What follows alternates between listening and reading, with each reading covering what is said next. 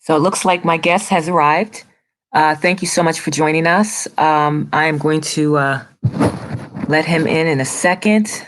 I just want to log in to YouTube here so I can facilitate the chat here. Yes, good evening, Nick. Hi, Ariel. How are you? Just give me 1 second here. I'm going to let Rod in. Just give me 1 second. My guest, the chief, has arrived. Family, give me 1 sec.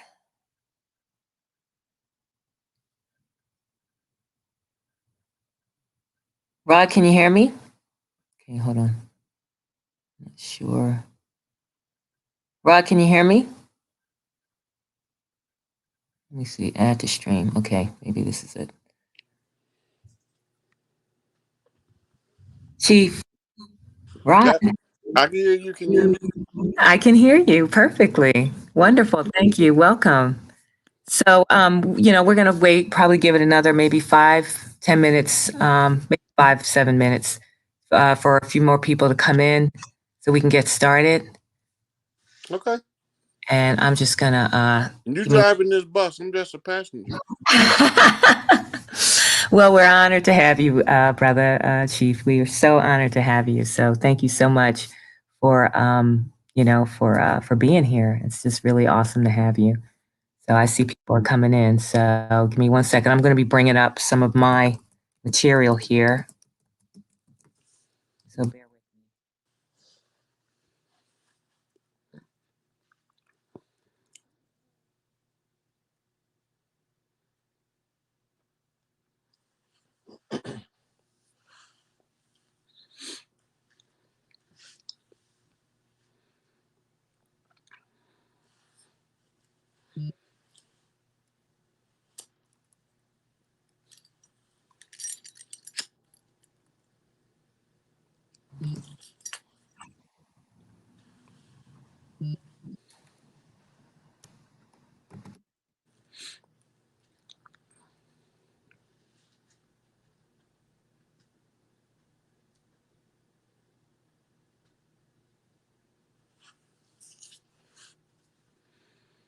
Okay, and I just have a few more slides I just need to bring in here.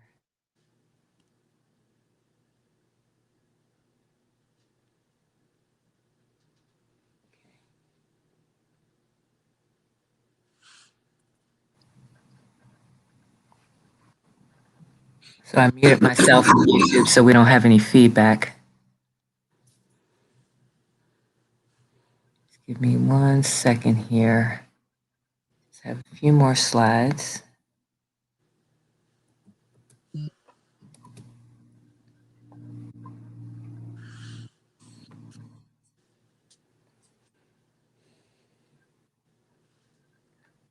So while we're waiting for more people to join in, I just want to tell you a little bit about me, Rod. So I'm Jubilee. You can call me Lee, whatever works for you. And I'll just tell you about how I found you.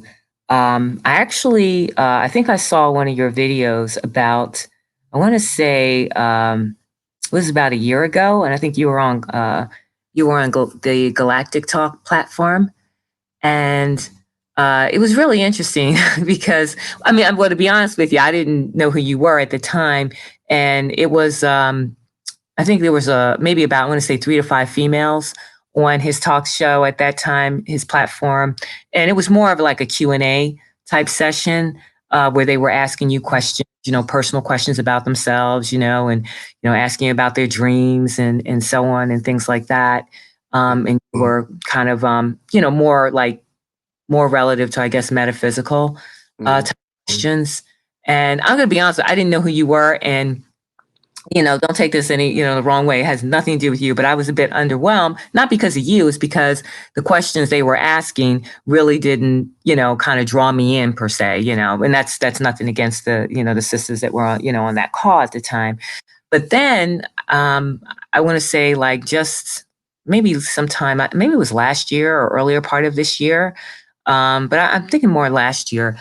There was, you did an event with you were on Dr. G's platform, and it Mm. was your first event on her platform, your first lecture and show.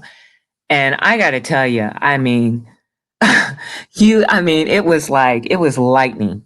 I mean, it was total lightning because, brother, it was like the first time you were talking about things I have never heard about relative to the history of what's been happening and is taking place, in our world. And more importantly, the American history nobody talks about, the hidden history, very esoteric, and I'm talking about relative to the Constitution. And you had mentioned Crispus Attucks, and, hold that thought because, at some point we'll get there.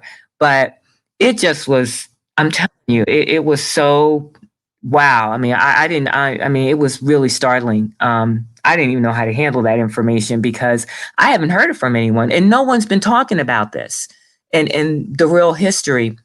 And don't get me wrong, I know there have been, some people out there that have been champion, the work and like brothers like Taj over the years. I saw his first, lecture like I believe like 10 years ago. So I know he's been out there for a very long time, for years, but no one has touched on, a lot of the subject matter that you have covered. I don't think anyone has had even the extensive level, I would say even the knowledge base and information that you have brought, to this very complex, should I say, history that, again, has been really hidden and suppressed, from our people. So first and foremost, I mean, that's how I found you, just to kind of tell you, pretty much a little bit about myself. And I mean, I've been doing this work. I've been, doing events, and teaching, the tribes out there. I've been on YouTube for a while. I want to say maybe 6, 7 years, somewhere around there, and I've been for years. I mean, I've just been, every now and then, I've been a quiet observer, when I'm not teaching and doing my, lectures and things like that online. I do, I'm a very avid researcher, so I've been looking out there and seeing.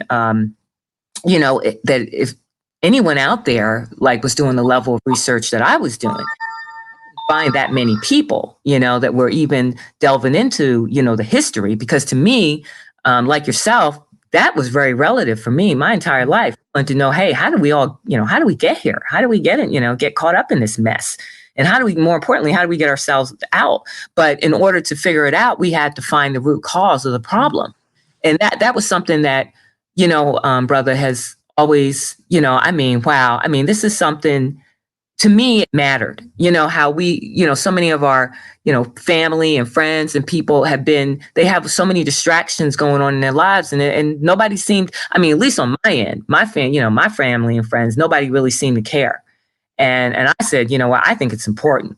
I think we need to take a look at this and, put any of these distractions that they've been throwing our way aside. But, there's so much. The other challenge I think a lot of us have had, our people, is that there's so much misinformation and disinformation out there. So, I mean, we've been lied to so much. So then you get to a point, a lot of, people kind of wonder, well, where do you find the information? I have a lot of my tribe, and my family members, I don't call my channel subscribers. I prefer to call them family and tribe because, that's, who they are. So, they've reached out to me and commented and asked me, hey, what should we be doing? And, how do we find this information and all of that? So, but, it's great to have, someone like you that has really stepped up to the plate. So first and foremost, I just want to thank you on behalf of, our tribes out here, that, it's so wonderful to have someone that has not only stepped up to the plate and has taken a deeper look at this problem, but, not only did you step up to the plate, man, you've knocked it out of the park. So, we really appreciate, everything that you have done, because this ain't easy work. So, I mean, I got to tell you, the other thing I wanted to share is this is my first live event, Brother Rod. I do not, I'm one of these people, I mean, I don't really do live, but I felt it was important to be a bridge, for you I wanted you on my platform to share with the tribes and also to be that conduit and that bridge to, like you say, each one teach one, and be that beacon to bring as many of our people ashore.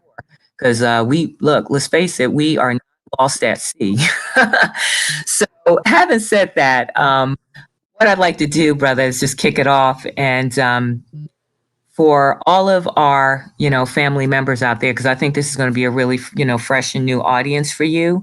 Um, Tell us a little bit about, your genesis, if you can share with the tribe.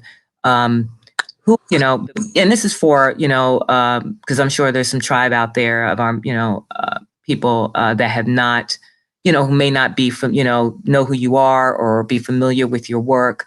If you can share with us, tell us a little bit about, you know, in a nutshell, who you are, how did you get here? And when I say get here, I'm talking about this life, this plane, and essentially, what is your mission? So if you can share that with us, brother, that'd be awesome.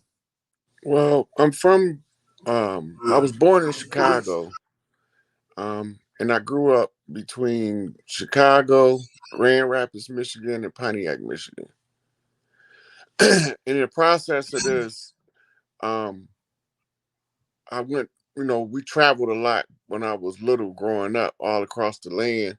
So I always knew that ancestrally I wasn't African, right? But I couldn't understand why they kept talking about um, Africans came over on these slave ships. So while I'm looking at everything I see across the land, I'm examining what the issues is with the people of the land, and we was walking around like zombies, right? So I couldn't understand. We would the only time we came alive is on Friday and Saturday night, right? So I knew something had to be wrong where everybody miserable all that time, right? So I grow up looking at the civil rights struggle, studying Martin Luther King, Malcolm X, Medgar Evers, Emmett Till, looking at all of this stuff, right? And I go all the way back to the Liberia movement, back to Africa, the Prince Hall schools. I'm looking at all of this that's going on, and I'm seeing a consistent pattern. As I get older, what I'm saying, I don't know how to put it together until I start doing the studying. I end up catching a case when I was a teenager, and I end up doing a little over 16 years in prison. And I turned my prison time into monastery and university time. So when I came home, I'm seeing the political dynamics play out and how they using brown faces to influence people to um, support what's not in their best interest. So specifically speaking about, I'm watching the Obama situation unfold, and I know that when he get in office, he ain't gonna do shit for us, right? But you can't say too much until after the fact, because when you start saying something beforehand, it looked like you trying to tear your own people down. But we got to realize everybody look like us ain't us. We didn't realize that was the biggest part of the problem, is that the white man ain't even white.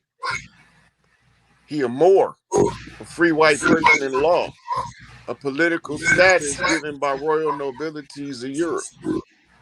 So that don't got nothing to do with us. They laws have nothing to do with us. They corpus juris secundums. They ipso juris sui. None of that shit don't got nothing to do with us. That's all barristers' bookkeeping document. That's why everybody that's a practicing attorney has to be a barrister, a member of the bar, right?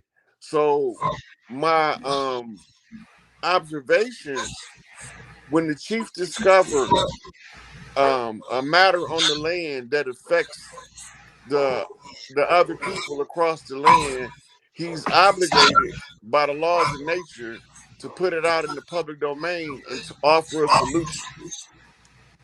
When the people don't know what to do, it's the responsibility of the chief to step up, take charge, and effectuate the change. So that's what I'm doing. My task right now is to inform the grassroots that the change is imminent. And I got to inform and campaign to the grassroots until we see that change manifest. So this is the mission that I'm on, an educational mission to give out free knowledge of the circumstances and conditions and the remedies to the problem. Well, thank you so much for sharing that. That's really, really awesome. And like I said, for taking the time to really look at the problem. That's been the challenge for many of us because everybody just when people they get caught up in their lives, they don't realize what's going on around us. And the whole thing about these people that like you said, that look like us but ain't us. One of the things that they have had are people in this state of with all the with the media that they control. They've been pushing all of the this the disinformation out there. Between that, to keep us, the whole idea was to keep the people in this vortex of confusion. And then on top of that, with the whole, plantations, they call, workforce, is the whole idea is to have people like some little mouse, on, one of those little conveyor wheels, I guess, where running on that little conveyor wheel where you can't get off, Yeah. So I mean that's been really the program, where our people are finding their greatest challenge of getting off of that wheel, Look, got them running around. they turned Big Mama house into the big house. Yep. They turned her farm into a plantation. Big Mama's job was to feed her children. So when we spread out across the land, we came to help her plant in the fall of the year, I mean, the spring of the year, and harvest in the fall. When the invaders came, they came as conquistadors. They first landed with Columbus. Columbus' navigator was Pietro del Negro, or Peter the Black, or Peter the Nigger. And Right. he was a blackamoor and the navigator is more important than the captain is to the ship. Because without the navigator, the captain don't know where to go. The navigator is the one actually giving ship orders to the captain in order to get to the destination he's trying to reach. And remember, they came before Columbus. They look like us, but they ain't us.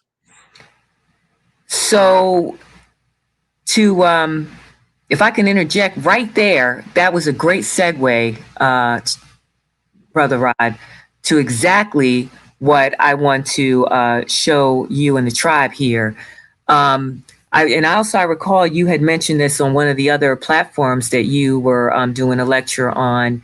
I believe it may have been maybe on with the elder, and a few months ago, and it was really really interesting because I got to share this. When you were talking about it, and you had mentioned the whole, that they sent over Columbus as the investigator.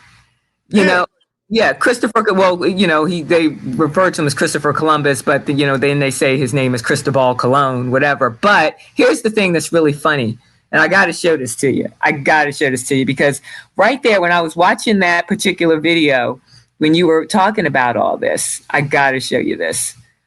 I was watching. Oh, and so when you mentioned, yes, they sent over Columbus as he was the investigator. I kind of laughed because right around, I think like a couple weeks prior, I was watching some back episodes. Oh, and then and then you mentioned Columbo, and you said, and that's why they have that TV series Columbo, because Yeah. Columbo is the investigator. And I kind of laughed when you said that because I was like, oh man, that is the real, because I was watching, when I was watching a few weeks prior to that video, I was watching back episodes rather of Columbus, and or Columbo rather, and it was so funny because there was this one episode, and I got to show you this. Family, you cannot make this up. Give me 1 second. I got to show you this. Let me bring this up. Let's see here. And I'm gonna share my screen. We broadcasting on YouTube. Yes, we are.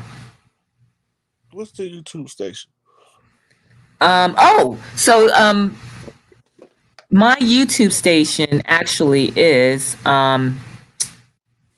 it's Wake Up Jacob. Oh, okay. And yeah, so that is the channel, just so you know.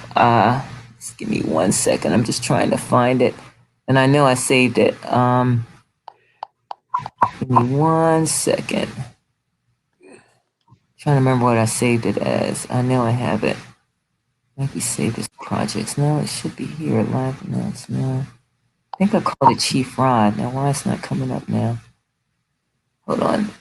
So it's really funny, too. Okay, wait a minute. I know how to find it. Give me a second here. And I actually pulled it up last week. Recent projects. Here we go. Got it. I forgot what I called it. Here it comes. Okay. All right, and I'm gonna hold on.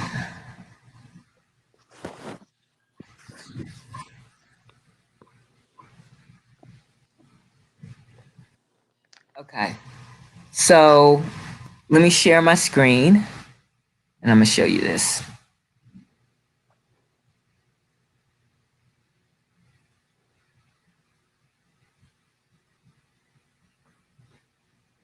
Let me know when you see it.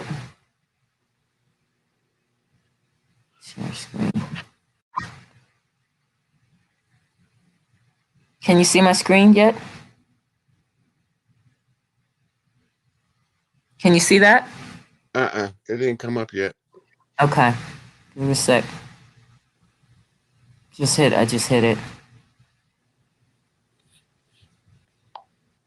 Give me 1 second. Let me try it again. Give me a minute. Present. Video. I might have to do. No, I shouldn't have to do slides. Hold on. All right, wait a minute. Let me. Yeah. Okay, hold on. Okay, here we go.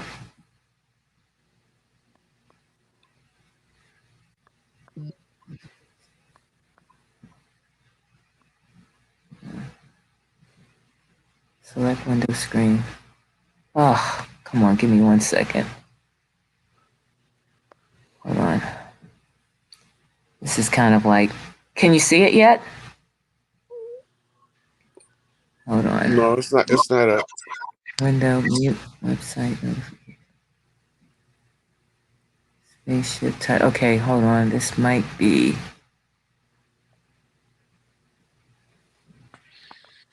All right, let's go on. Allow. Can you see it now? You should be able to It's see. coming up now. Yep. Okay. Yeah, sorry. I'm just, messing with this new technology. So this is the episode from Columbus. This is season 3. If anyone wants to go back and play this, if you have, I don't know if you've got Roku or Amazon, whatever, but I believe this is season 3, and I want to say episode 5, and the episode is called Identity Crisis. And in this scene, And you can't really, as much as family, I'd like to share with you, tribe, the actual, sound bite and play it. You really can't play the clip because you know how it is on YouTube. So what I can do is, that's why I just gave you this is the actual closed caption of the dialogue, in the scene. So Columbo, he walks into this guy's house, over here, and when he walks into his house, he notices, this is his suspect naturally. So he notices on the left side of his home, there's a painting, and he's like, and I got to I'm going to do the Columbo voice. He says, is that an original painting, Slay? And the guy goes, yes, as you see here, he says, yes, that was done in Austria in 1761. All right. So then that's one. That's the first part. Then he goes, give me a second. Got to go get the other one, the other clip. Then to him, can you see this? This next one? It's not there yet. It's still black. Screen's still All black. right. All right, hold on. I gotta show it to you. It's black. All right, no worries. Hold on. I gotta stop and show you the next one. I think you have to just share it bit by bit. Hold on. Okay, hold on. Let me do it again.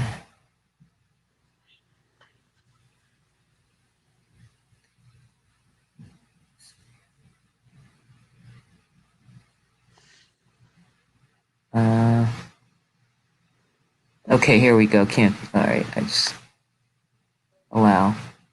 Okay, here it comes. You see it? Mm-hmm. Okay, so you do see it where what he says here? Well, we can't. It's too small. We can't read it. Really? Because I Yeah, actually, it's not I blowed mean, up like the other can one you see was. the scene? Can you see the scene? Yeah, he's standing in front of the sofa with the pink pillows on it. Really? Hold on. It's interesting. Let me see something. Because I actually have it as wide as. Okay, you're seeing the small one. Okay, give me a second here. It might be a 10-second delay. Hold on. Let me just do this. Give me 1 second. So on the left side, you got three pictures. There's two at the top, one on the I bottom. see it. Yeah, I actually see it. So let me shouldn't be doing that. Hold on. Hold on. Give me a second. Because I'm showing you don't see the other one right yet. Okay. So hold on. Let me do this. Maybe if I close this one and then go in again. Yes, screen on this. Hold on. It's this one. Can you see it now? Did I make it bigger? Or is it Nothing still is nothing moved. okay? Hold on. Let me stop sharing and I gotta do it again.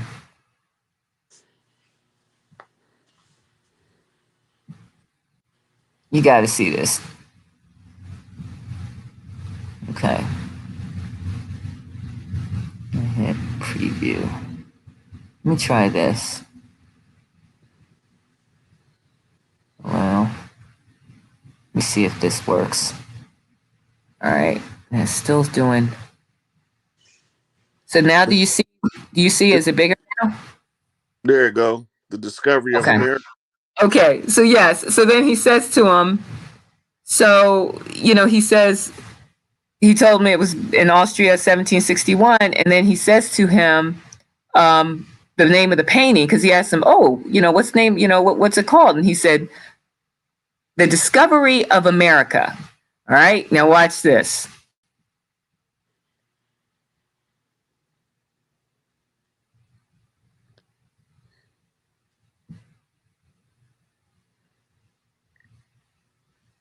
Okay. Hold on. Let me launch it first.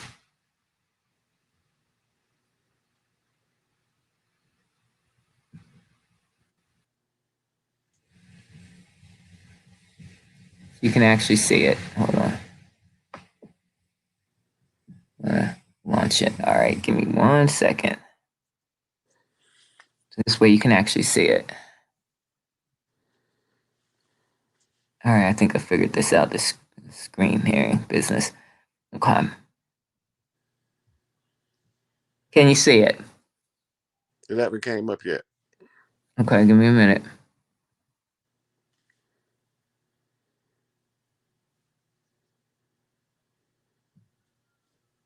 You haven't seen it yet? It still ain't came up.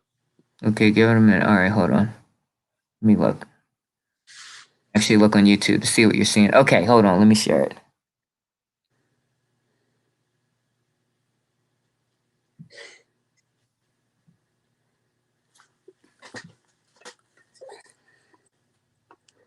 You want? Okay, I think I gotta stop sharing the other one. Stop sharing it. All right, let me try it again. Give me 1 second.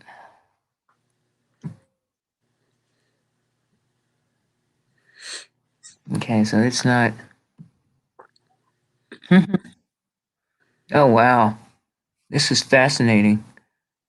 So, no, it's fascinating because the first ones worked, but all of a sudden, man, it's like it's not sharing. And I'm not sharing another. Like, what's funny is, like, I had stopped screen sharing, so it should work. Because okay, so what it actually shows, so why I'm still trying to bring this up, what actually he sees is the painting. And I just wanted to show you what the painting looked like, but it's not allowing me to share. I mean, I can't make this up. It is not allowing me. Let me see something for a minute. No, it's not going to. Okay. It will not allow me to share it because I keep hitting share screen and it's, yeah, it won't let me share it. I mean, I'm trying to share. I can't, you know what? It's hilarious. Like it was allowing me to share. So, but realistically, it's not letting me share it now. But what I think is so funny is that I suspect they could be messing with the technology because all of a sudden it was working perfectly and now it's no longer working.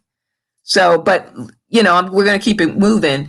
So essentially, and again, family, if you want to go watch this, you can see it on Amazon. It's season 5, episode 3 of Columbo. Back episode is called Identity Crisis, the name of that episode. But it actually shows you that painting, and the painting the suspect says is called The Discovery of America. And The Discovery of America, what you're going to see in that painting is you're going to see those people. Well, let's put it this way, what they refer to as the copper colored people. And it's in this man's home, and it's this painting that takes up an entire wall. And so then Columbo asks him in that particular episode, he says to him, well, he says, is that all of it? Meaning, was that the entire painting? Because it takes up the entire wall of the man's home, that one side of his wall. And he goes, nearly.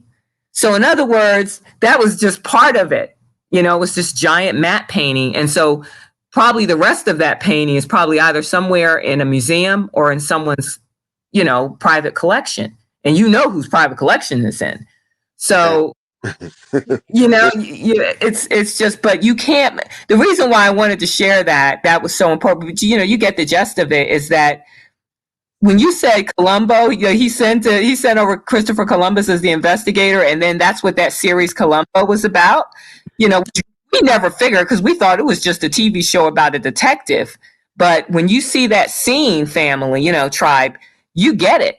That no, there's a lot more going on. And see, this is what they've been doing, for decades, is that they've been telling the story, but they've been doing it through, the cinema. They've been doing it through their TV shows.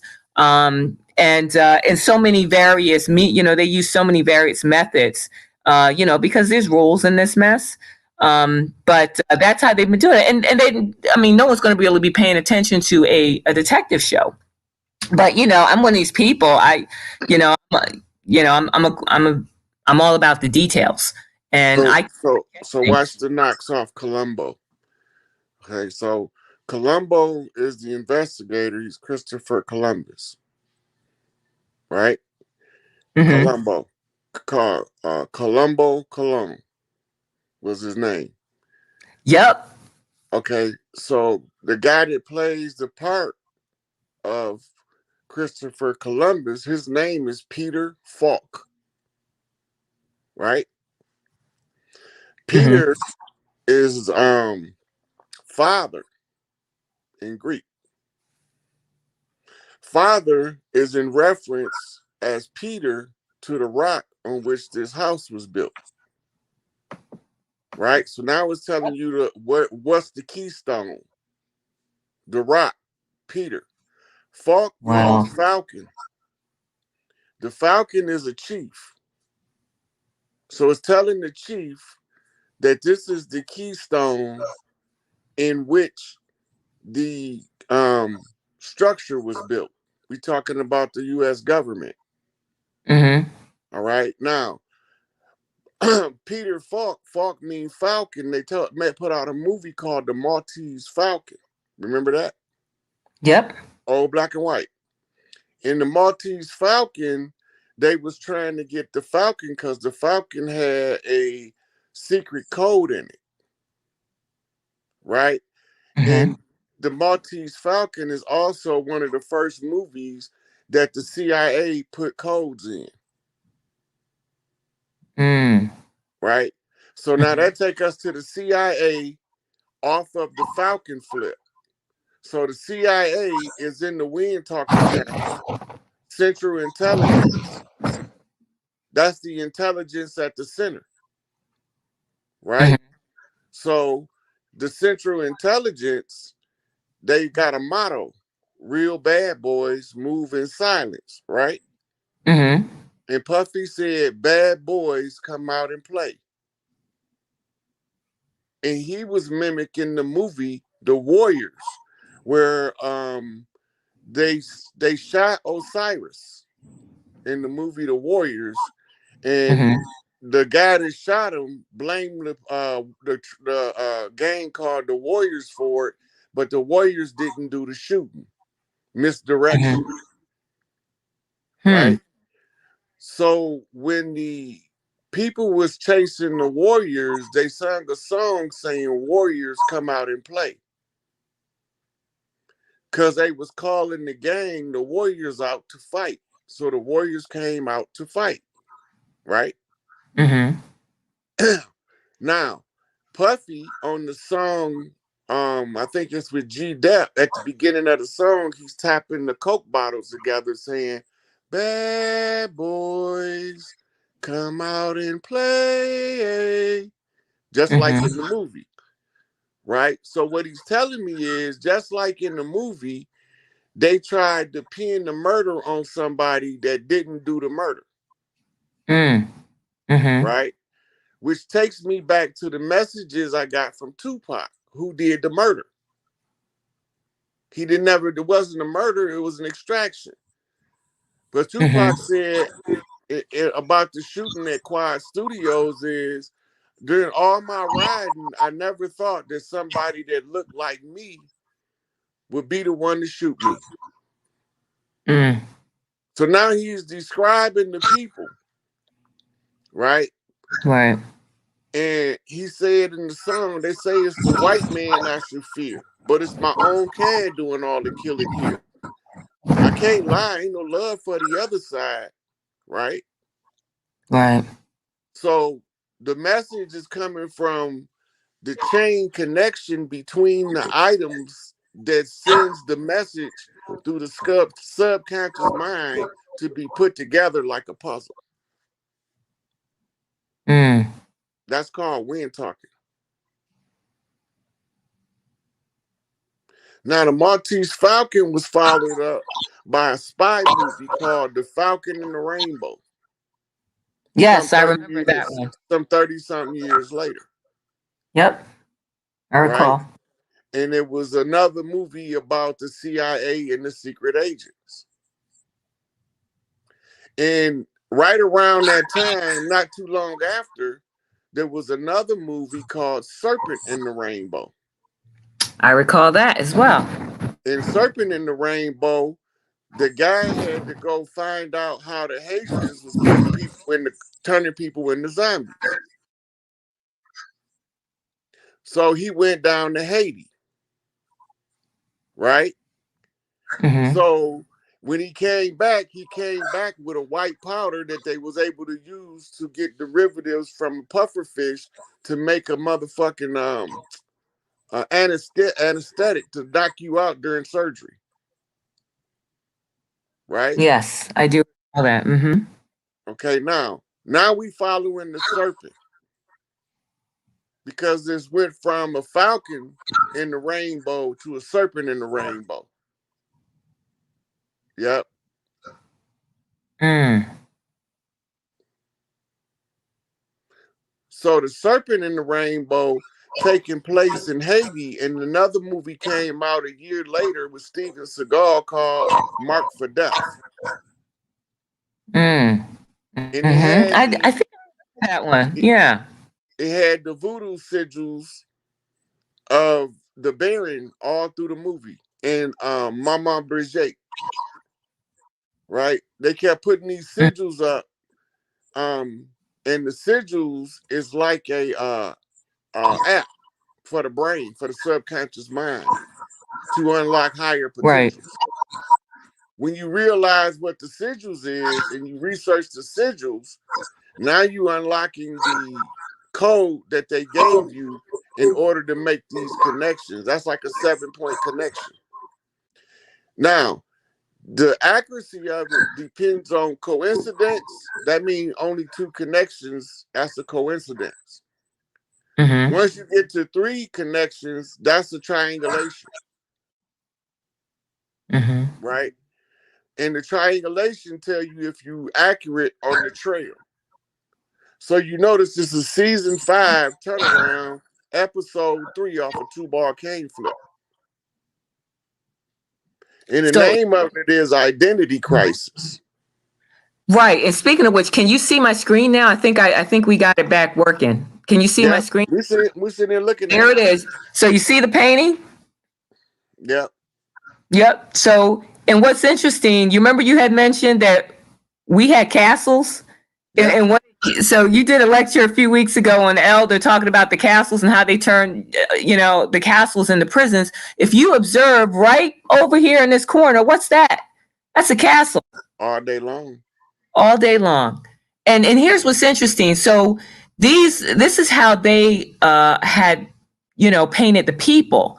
Now, there are a lot of people like even Dane Calloway doing lectures, and I appreciate his work too. But they deliberately did these type of paintings and depicted the people. Now we know that we're the people of the land. However, we didn't look quite like this. They What were. make you think they make the invaders? That's what I'm talking about. And on the real, but why they do that? Why do you think they did this? Right? Because they thought, like you said, at the closing of the age, that our people, if they look similar to us, meaning they're melanated people, how would we, as the indigenous, original tribes, how are we going to figure it out if we're seeing all of these type of paintings and statues where the people look like this? But here's the difference. Oh, and look at this little lampshade over here. And see, this is how we know the difference, because many of them, especially the older families, they were ebony in complexion, especially the ones over in Europe. And our people ain't ebony in complexion. So, but this was the whole intention, exactly. So, like you said, it would cause confusion where we wouldn't be able to tell. They were hoping we would not be able to distinguish them from us. And so therefore they could claim the land and say, hey, we indigenous people. So actually that leads to my next question, Chief, that I wanted to share. Let's talk about the Indigenous Rights Act in 2017. Mm-hmm. See if I can bring that up here. Give me 1 second. Because I actually had it open and now let me see, OAS. So while I'm bringing this up, I'm bringing up the PDF because I'm not sure, probably some of the people out there are not aware that there is so the United Nations back in 2014 had declared they had essentially declared an indigenous rights. There were two different, I guess, declarations they made, and one was the Indigenous Rights Act as well as the Indigenous Rights rights of indigenous It's the people. international rights of indigenous peoples. Exactly. There you go. Exactly. And so few years later, I believe it was in 2017, Chief, is that right? Yeah. Uh, OAS, Organization, I think, of American States. Um, Let me just share my screen here.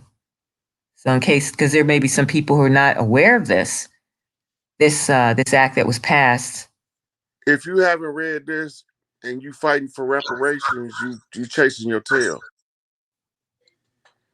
In this document, the corporate jurisdiction surrendered everything back to the indigenous people of the land. It's in the document.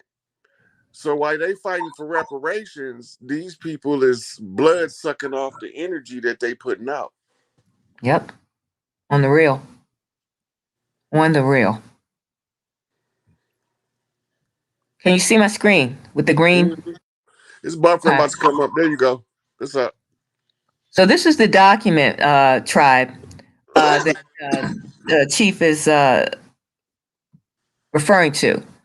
Um, and so this is something I know you had mentioned this, which I think is a very relative point that we need to do some upcoming, we need to be studying this because we need to be aware of what's going on in our land. So I think at some point down the road, we're going to be doing some things, we're going to be studying this document and taking a deeper dive into it and discussing it because it's really important. And we still have many people, of our people who are not even aware of this act that was passed, in 2017.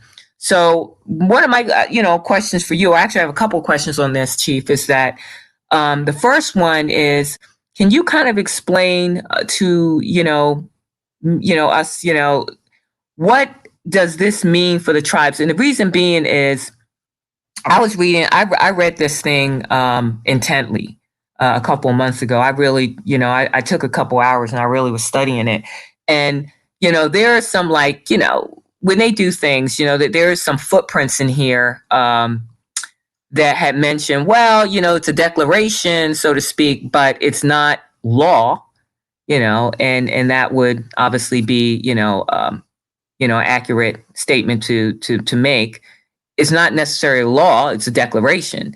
Just like the Declaration of Independence that was declared, supposedly independence declared in 1776.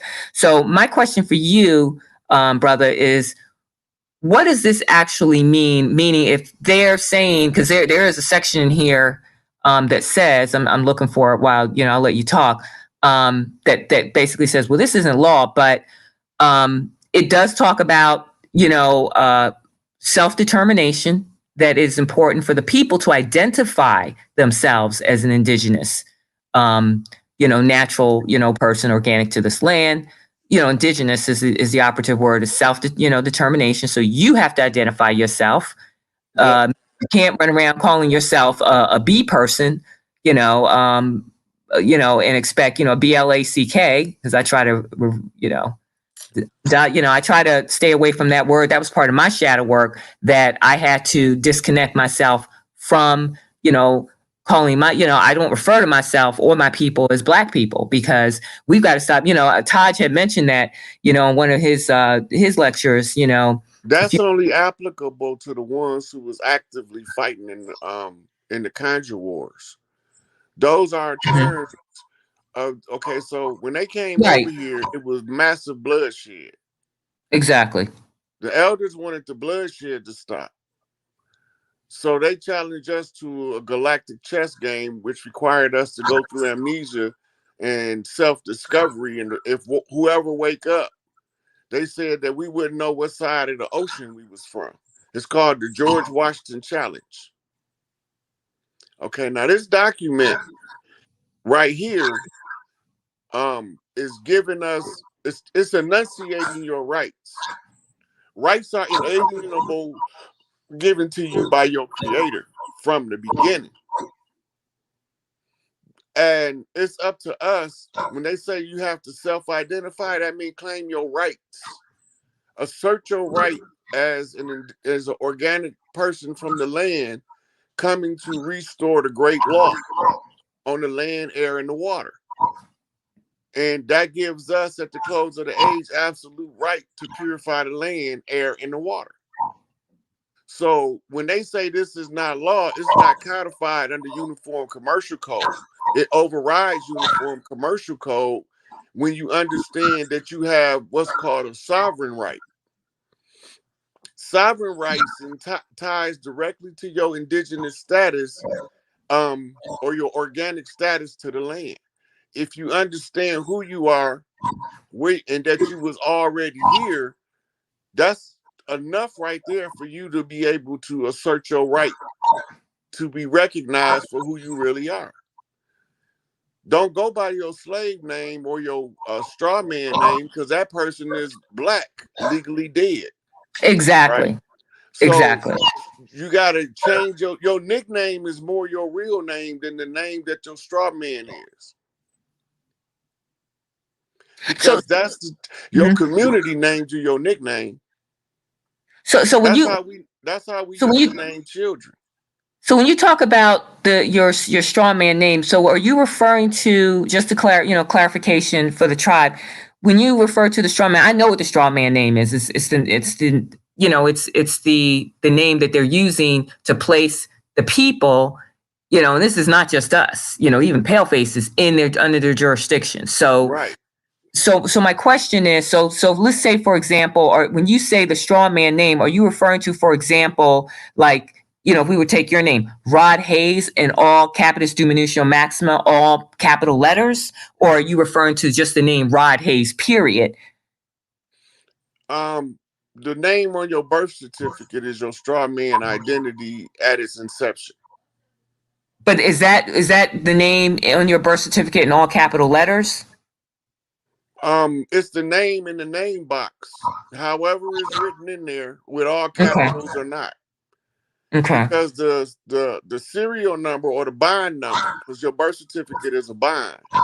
Right. The bond number is going to be attached once you file for a social security card to an indemnity account. The indemnity account is what's paying the lien that the United States corporation has on the people. We was at war. They have an interim government, so they was compelling us to pay for their interim government using the system of levies and liens. The systems of levies comes out of the Levites and the tribe of Judah for practicing the law and making the law. The Judahites became known as judges, Yep. and the Levites became known as legislatures, lawmakers. But in order to be either one of them, you have to be registered with the bar. The bar is the British accreditation registry for barristers. Barristers are those who's been appointed by the crown to oversee um, the property of the lords and to dispense with the contracts of the tenants on the land that belong to the lords. So if the barristers is really doing paperwork and the straw man have you in there like a thumb drive, you an exhibit. That's why you have to have an attorney. Somebody has to present the exhibit to the barristers in order for the exhibit to be recognized. Enter this into court, Your Honor. They call it an arraignment. They have subject matter jurisdiction because the subject is all barrister related. If it wasn't all barrister related, everybody in there wouldn't be a barrister. The judge, the prosecutor, the lawyer, the clerk, they are barristers. And they trading in your indemnity account to build up the coffers to keep you deceived because they misappropriating the funds, but they really not. They appropriated the way they intended to miseducate our children as to what's going on with us. On the real. On the So real. Strawman is the name in your birth certificate. I only use Rod Hayes because it's a catchy term, but the correct name is Morpheus Mysticus Magus. I got you. Okay. So I got what you're saying. I got exactly what you're saying because, they have various ways of doing it. They have it in the capital letters, and some people's birth certificates, they might have it in what they call capitis diminutio minima, which would be just the way they have trained people in their indoctrination camps. They refer to as schools, like you said, that is really Okay, so HL. it's called style of law, subsection style and title. Yep. Under the subsection style and title is where you identify how you are to be recognized in the paperwork. Every constitution has the actual style and title for the state or the United States. Every constitution has a style and title of how it's supposed to be written, or if it ain't in there, it's supposed to be in there, Mm-hmm. right? So we are oral tradition people, but we don't just communicate orally. You have to do the study on the Mississippians to understand how we use arts and crafts to tell stories to the progeny, the children and the elders that come after us. The elders left stories as designers of varying forms of arts and entertainment.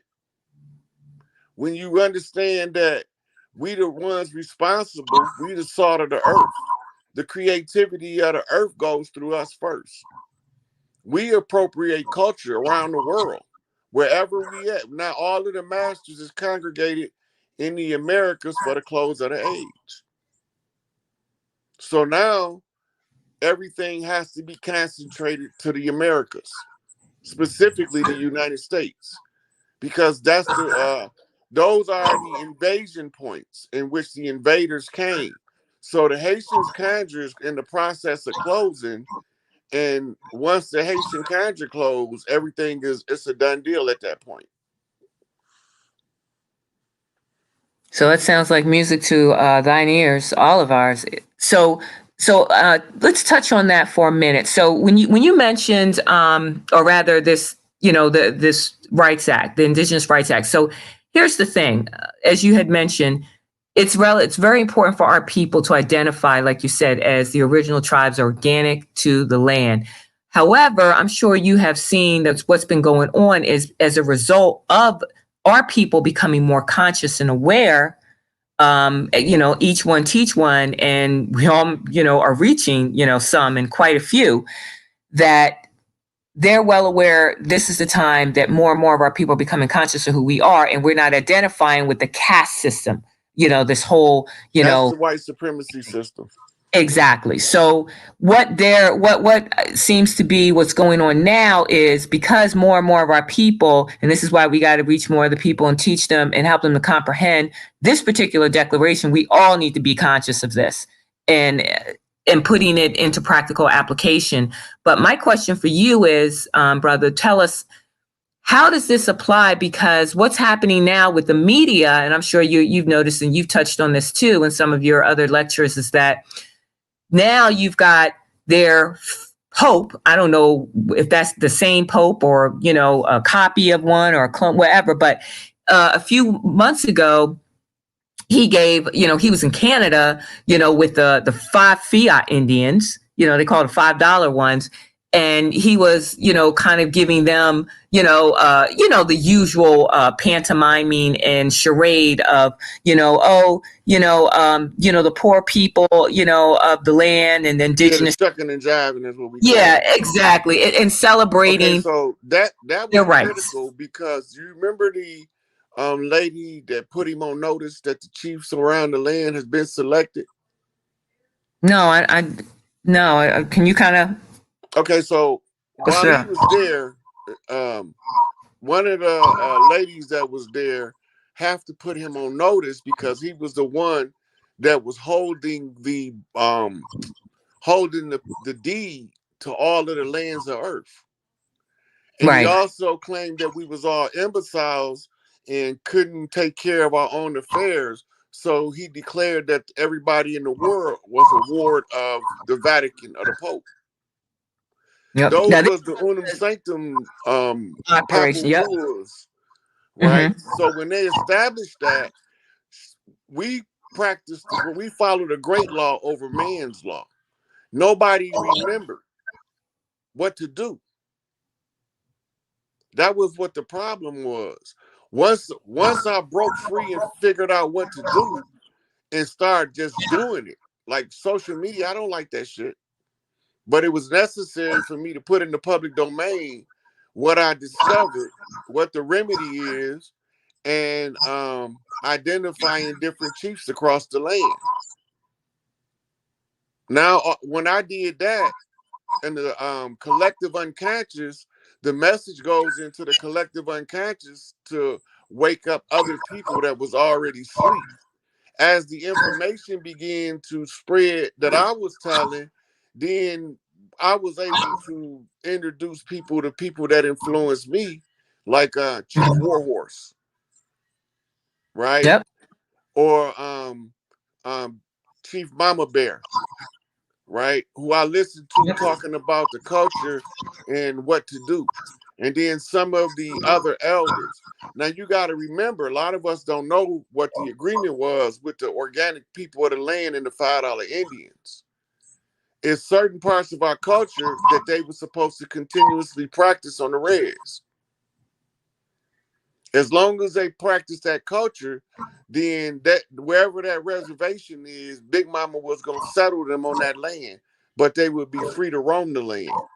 While they was under the jurisdiction of the U.S. corporation, they couldn't leave the land and receive the protection of being organic to the land because they wasn't organic.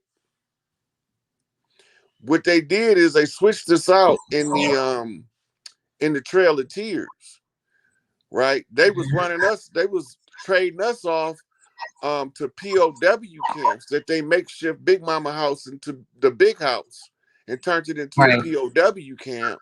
And they was taking the chiefs, putting them down there as hostages. I got a book called Moors and Masonry. In that book, it tell you that the Moors was auctioning off the POWs.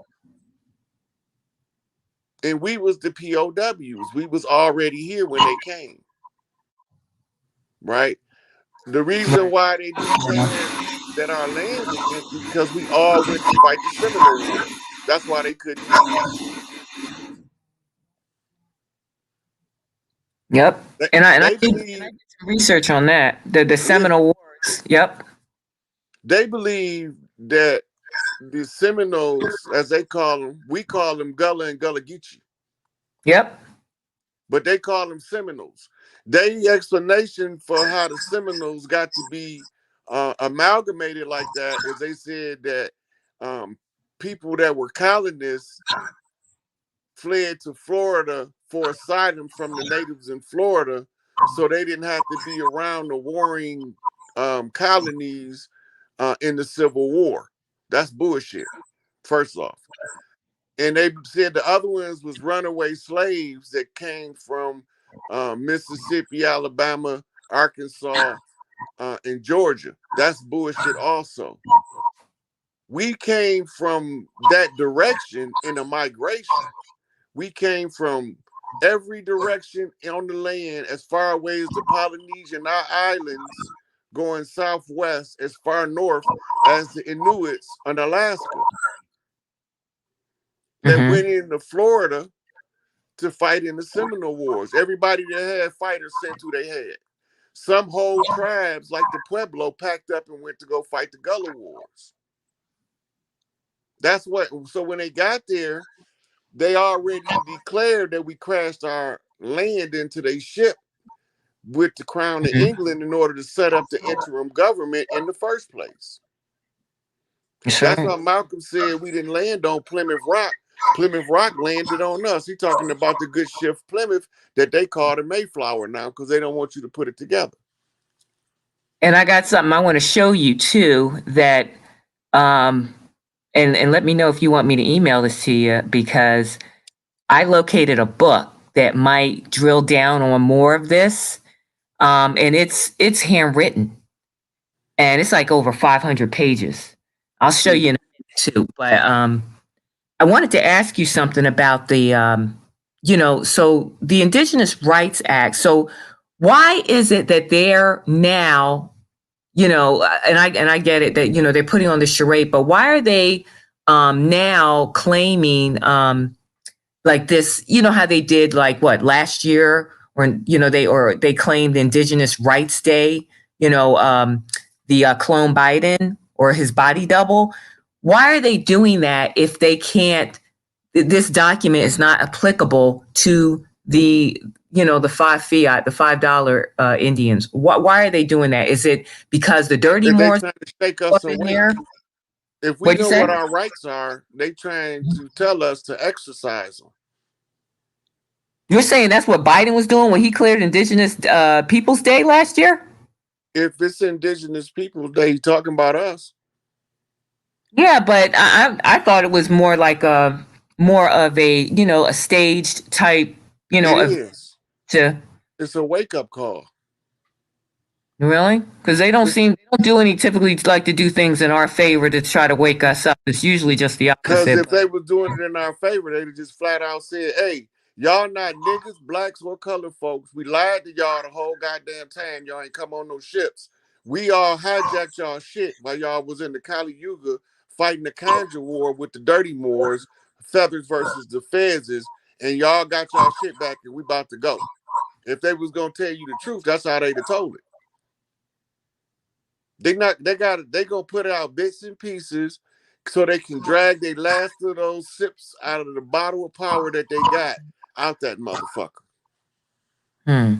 Because as long as we are second guessing everything in relation to us in the land, we don't know who we are. And as long as we don't know who we are, they talking about us to us in our face behind our back.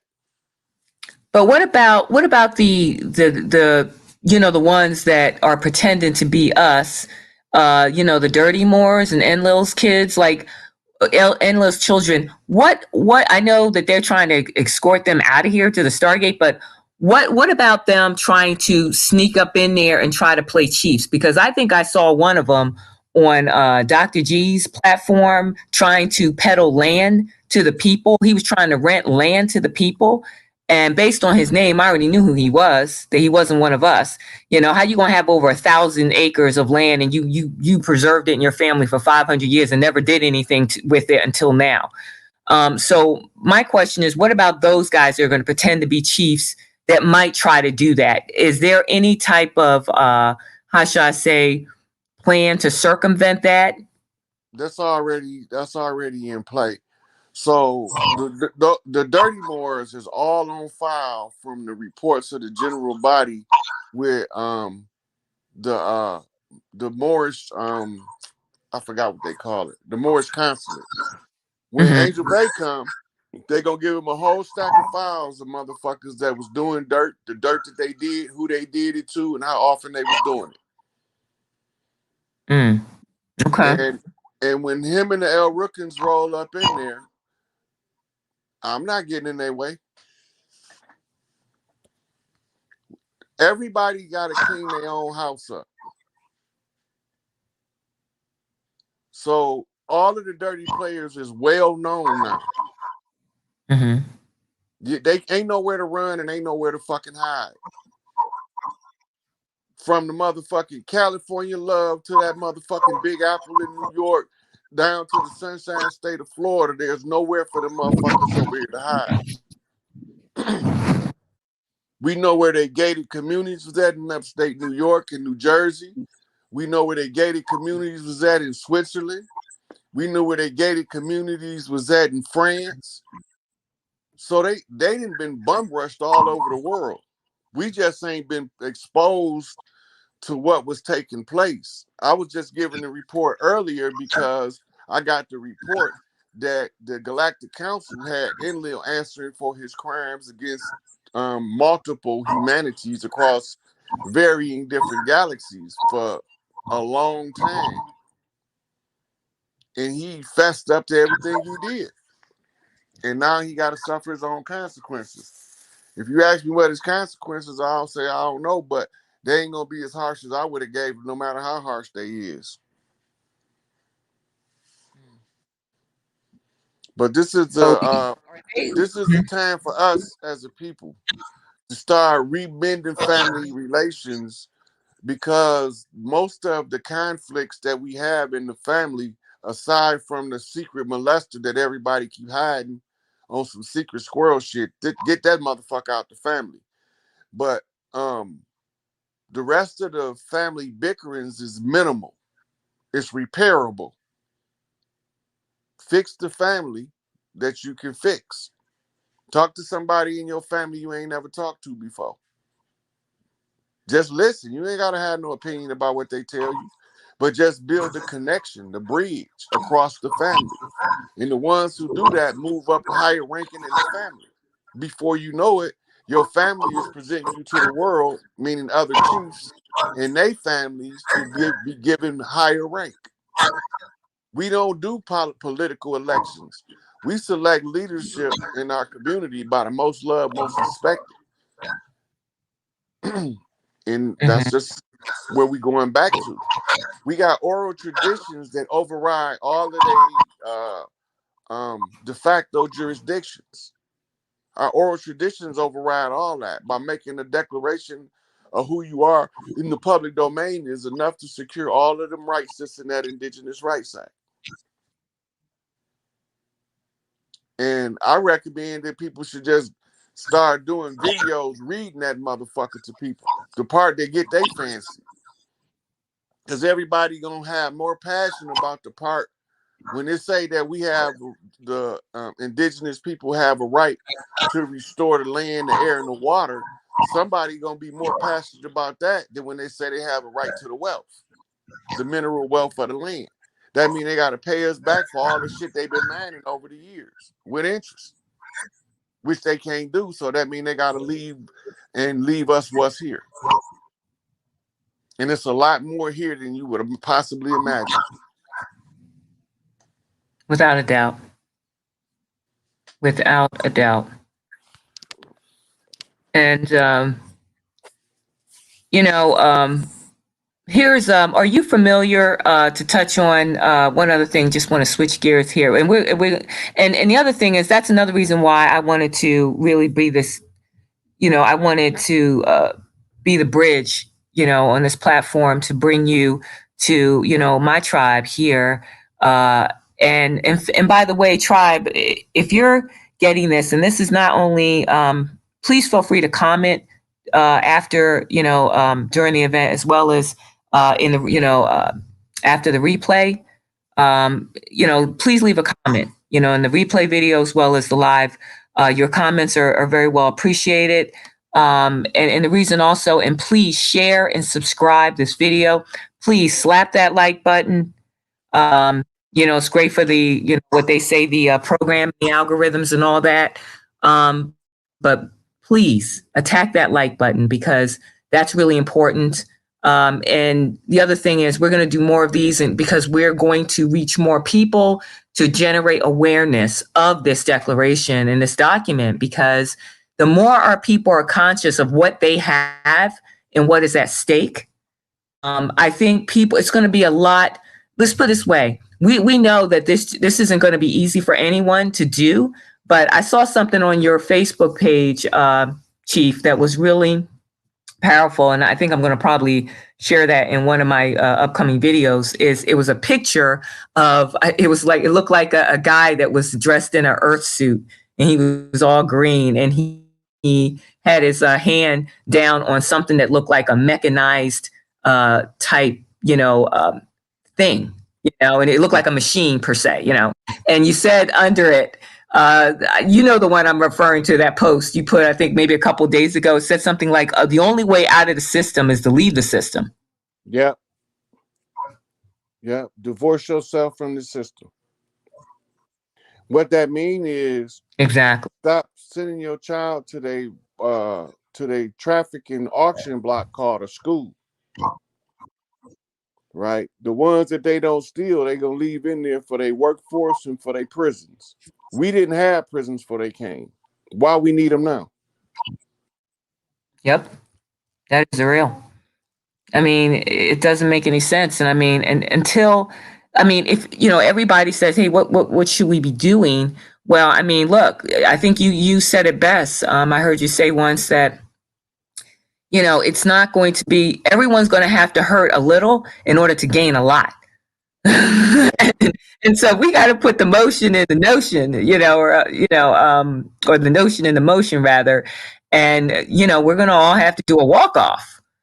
I mean, it's not an Look, if, they it's not just telling you how when. many senators and congressmen is walking off their job.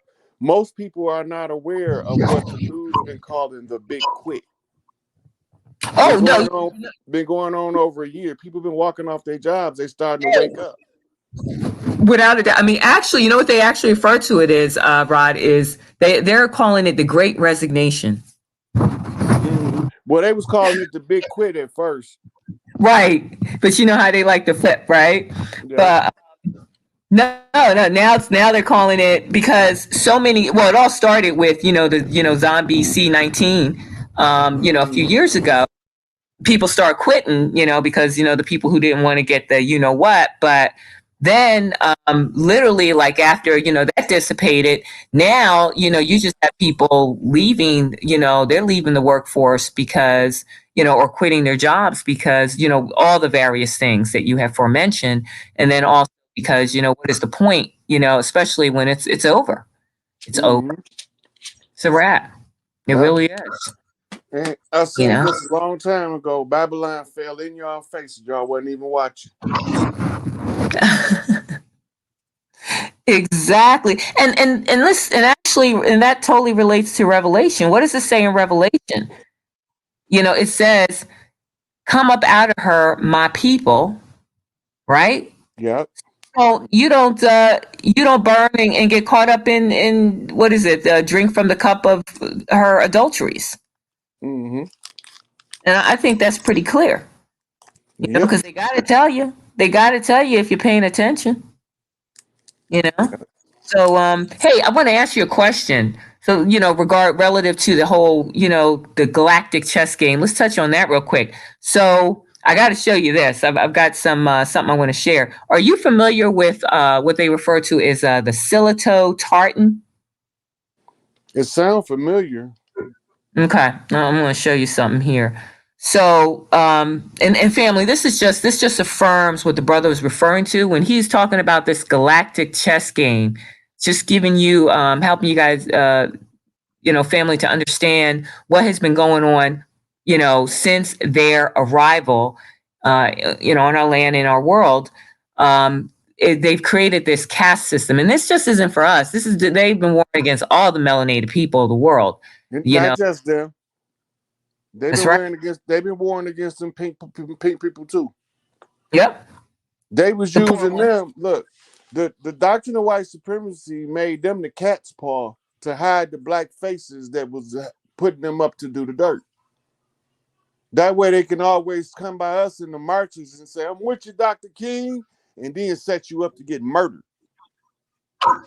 "I'm with you, Mm. Brother Evers," and then leave you to get murdered. It was niggas that went in there and got Emmett Till and then blamed it on some pink folks. But don't nobody want to talk about that. They want to talk about the lady that they said he whistled at. It had nothing to do with that. He was Chief Littlehorn. They knew that nigga whistle was deadly because he Mm-hmm. had a way to whistle that seduced the motherfucking. He hadn't even came into who he was yet. Mm-hmm. If they'd let him become Chief Littlehorn, this shit would have been over because he was gonna tear this bitch up. Mm. Can you see my screen right now? This Police hat. hat? Yeah. So so when uh so when Rob was referring to the galactic chess game, what is interesting is these colors are pretty prominent, especially in masonry, in the Freemasonic lodges. You Yep. see, they have, sometimes you walk in there, they've got those, and you'll see it even in pictures. Sometimes they'll use sometimes celebrities, where they're, standing on this floor, this checkered floor that's black and white. I actually saw a picture of, I recall, well, I ain't gonna get into all that, but they use the celebrities to kind of push all this mess. But they use these colors a lot because this is symbolic of the galactic chess game, rather, that has been played, that was played. So, and this is also a declaration. They use it because it was part of the Declaration of War against the people. This talks about, so the Silito tartan, Brother Rod, that's what this is. And they're giving you here a history. This is some research I did on it, because when you mentioned the whole galactic chess game, I was like, oh, wow. So this actually touches on it. It actually started, this is going to make you laugh. This design, this is what the police were using in Glasgow, wearing in Glasgow, Scotland. Okay, and I want you to touch on that too in a minute. The Scottish Rites, because that's where it all emanated. This whole thing had originated. It's the Scottish Rites. So in Freemasonry, but this started in these hats. They were wearing them since 1932. Okay. And then Scottish right there. There you go. There you go. So no coincidence. And then the other thing is, look at this. This one is the one, and guess where they were wearing this one? In Spain. And that don't surprise me at all. Stinking right, right, because that's where they came out of, the blackamoors, the dirty Moors. They got kicked out of Spain like a motherfucker. That was what the Spanish Inquisition was really about. Yep. That's exactly right. And then I want to show you something else. And so when you mention the whole cat's paw thing, there's an episode. So there's an episode in Star Trek. We'll talk about the cat's paw too. But one thing I liked about, I was like, when I was a little girl, I really was I wasn't necessarily a Trekkie per se, but I used to sit back with, my sister, and she used to watch, Star Trek. She really liked Star Trek. The original series back in the 60s, so exactly, so when I was little, I would just watch it with her, and I remember those episodes. And when you get older, you kind of watch those old episodes. And Gene Roddenberry, and again, they use Hollyweird to tell the story, all right, because there's rules, and there was rules in this game. They're galactic. It's based on galactic law, and there were rules. So how they told you, they had to tell you what they were doing, right? But how they do it is a different story. How they tell us. So, but they use the media big time. They've been using the whole, entertainment industry. So I want to show you this. This is really funny.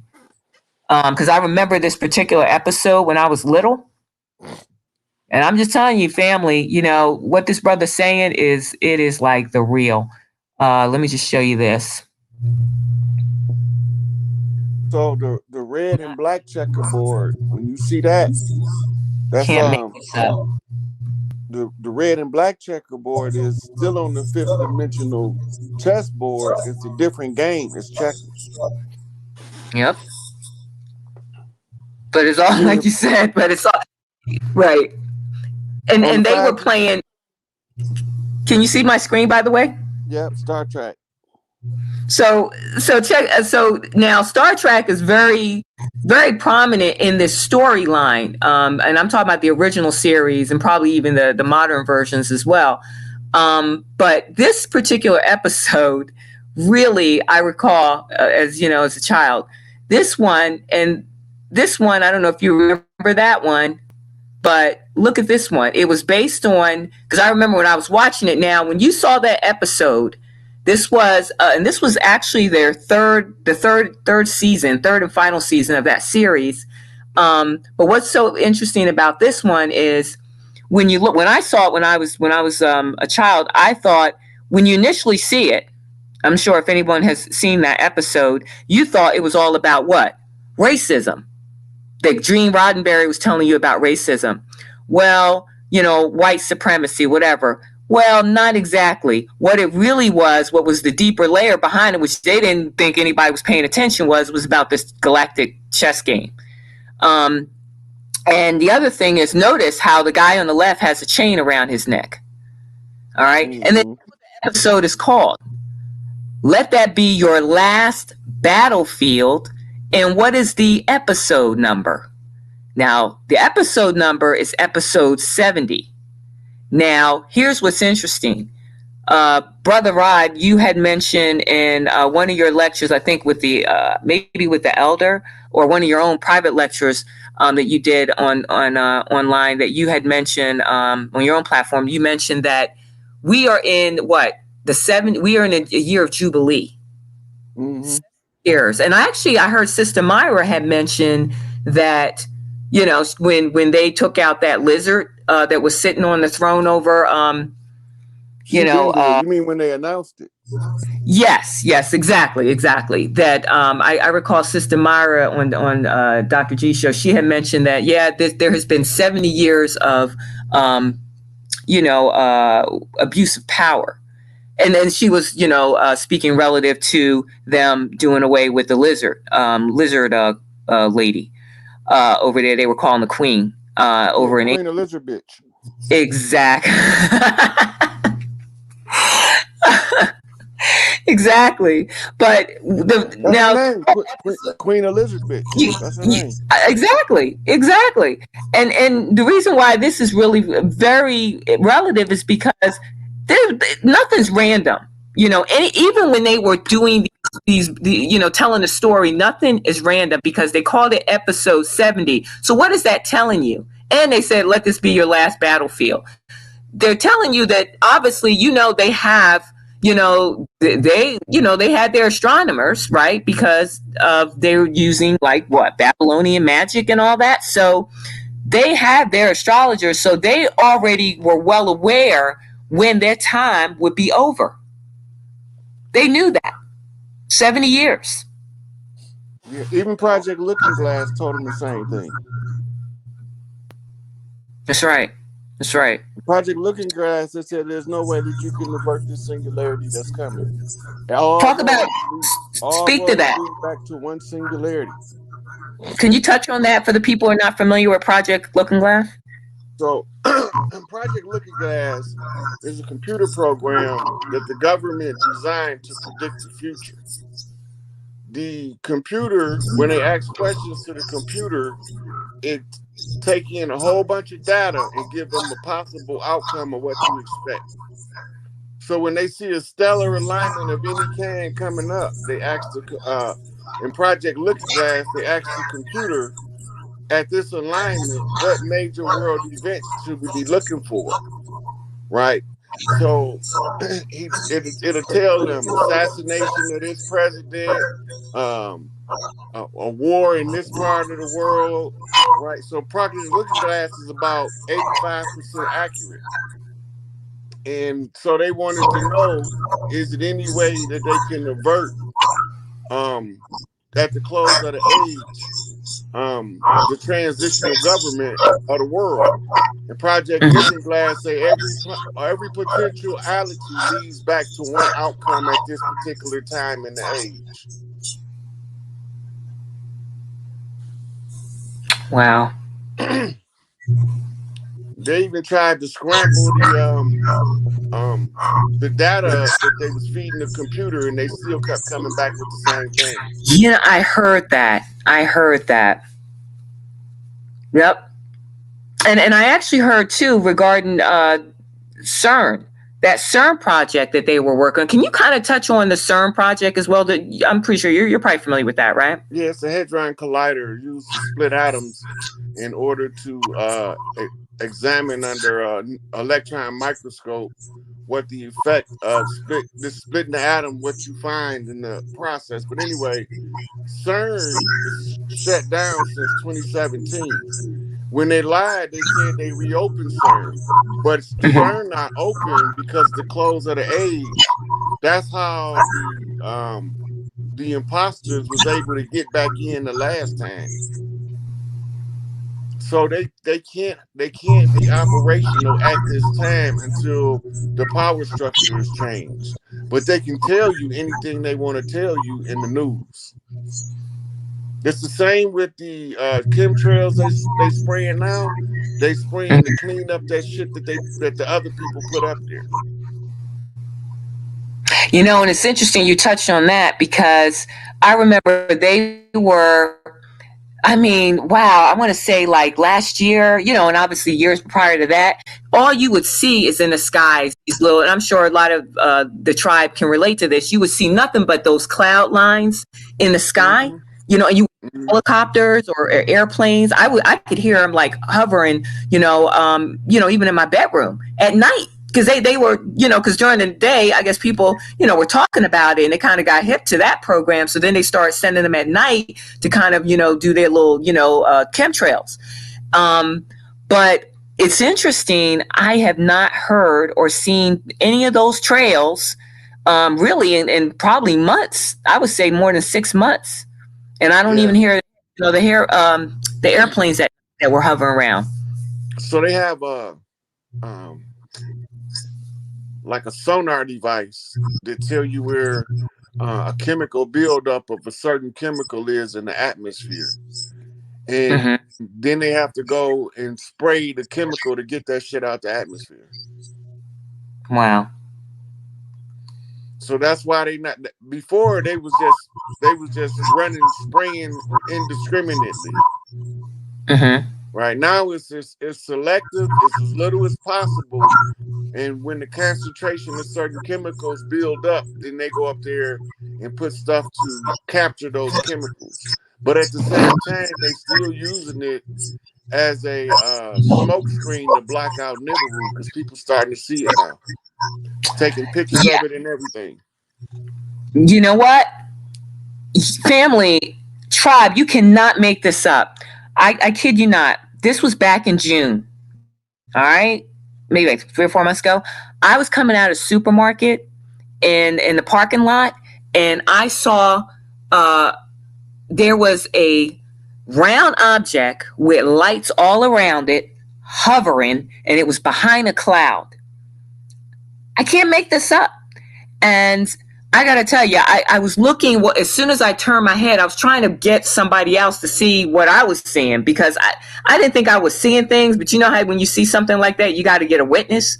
So Yeah. I turned around, I looked at a gal that was coming out of the market, as well. And I was like, are you seeing this behind me? And, um, and then when I turned around to look to see, just to look at it again, it was gone. And I was like, did you just see that? And she was like, well, maybe it was just some concert lights or something like that. And I was like, no, no, no, no. First off, I know what concert lights look like, and they don't hover around, and particularly in a circular motion, round like a saucer or something. And more importantly, behind a cloud, so it was like kind of semi cloaking. And what was interesting is no sooner after I'd seen that, I want to say maybe about 2 weeks later on your Facebook page, you had a picture of pretty much the same thing that you had posted on your page that I saw. And then I think one of your channels, somebody actually had shown a couple of clips of somebody who actually did a video. They filmed it. And Mm-hmm. you showed whoever posted that video was exactly what I saw. Now, there's no way that hundreds of people, saw the same thing because they probably this particular, if I don't know if that's Nibiru or if that's could be another ship, from galactic ship or whatever. There's just no coincidence that we're all seeing the same thing at different parts and times in the country, all around the country. It just doesn't make any sense. So yeah, they're here. They've been here for a very long time. It's just that many people out there are still not hip to what's been going on. Yeah. You So know. Nibiru was going to come through on an elliptical orbit, regardless. Hmm. But the question was the Andromeda Council and the Galactic Council going to allow Inky to come in and get Enlil's children out of here? So this is what the delay was.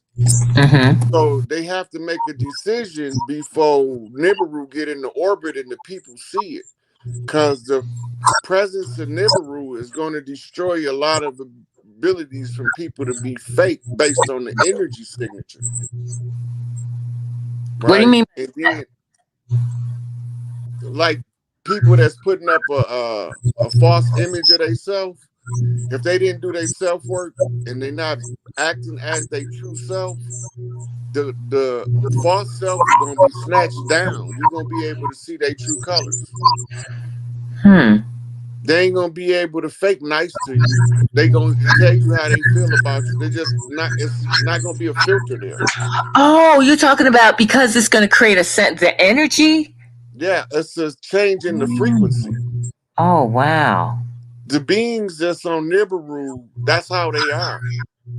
They don't have no regard for your emotional reception of how they tell you anything. Part of the purpose of the false self is to put a buffer between how you communicate with other people. But the ones that's powerful tell you the truth, whether your feelings is hurt or not, Mm-hmm. right? And the false self won't always allow you to tell the truth. The false self sometimes have you telling what they say called little white lies, Mm-hmm. make somebody feel good while you tearing their ass up, Mm-hmm. right? So, um, people that was like the serial killers that's hiding right now, they ain't gonna be able to hide. Mm. They ain't gonna be able to hide. They gonna start telling on themselves and shit. Oh my goodness. Oh, that's heavy. That is so heavy. I mean, wow. Oh man, And this. don't let our nana feet touch earth. The queen of heaven and earth, Isis. Mm-hmm. When her feet touch the earth, she immediately activate the mitochondria of the women, and the dudes that ain't did they shadow work. Oh, they shadow gonna whoop their ass. Wow. Wow. So is the galactic where is that? What's the status on that? Is the Galactic Council, are they going to allow Enki to I to posted that last week. cameo?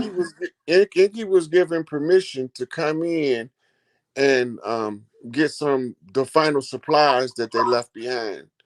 So they coming to get some shit they left behind, but mostly they coming to get Enlil kids.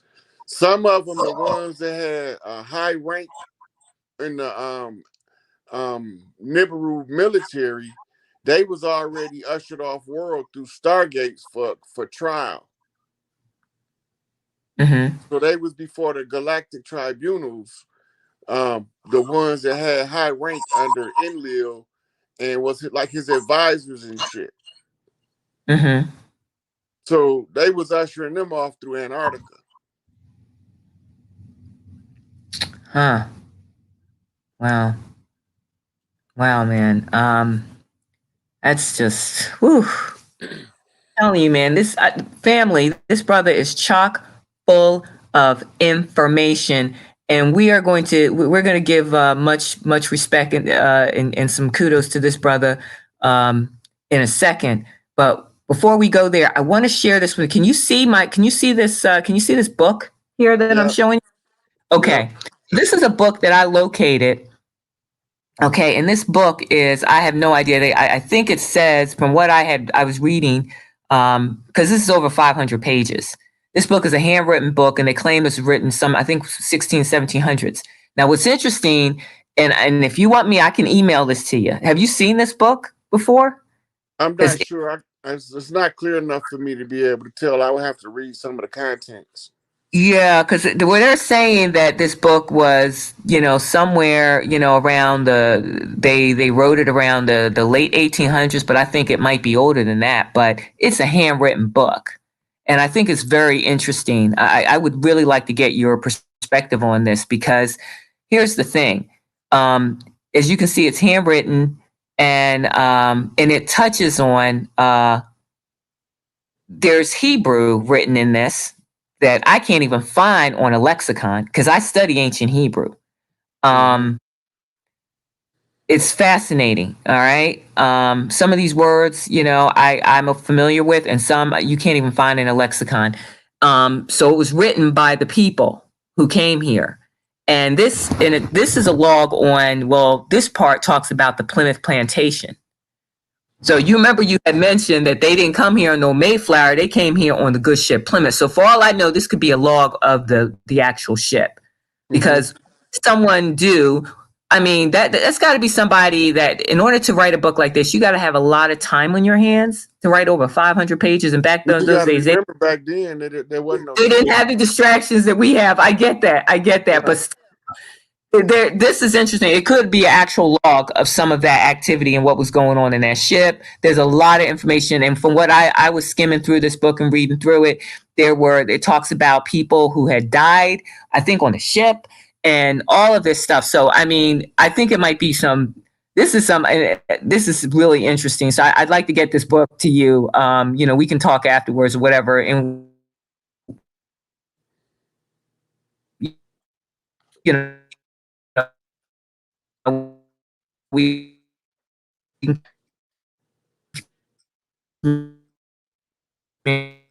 Your voice glitching out.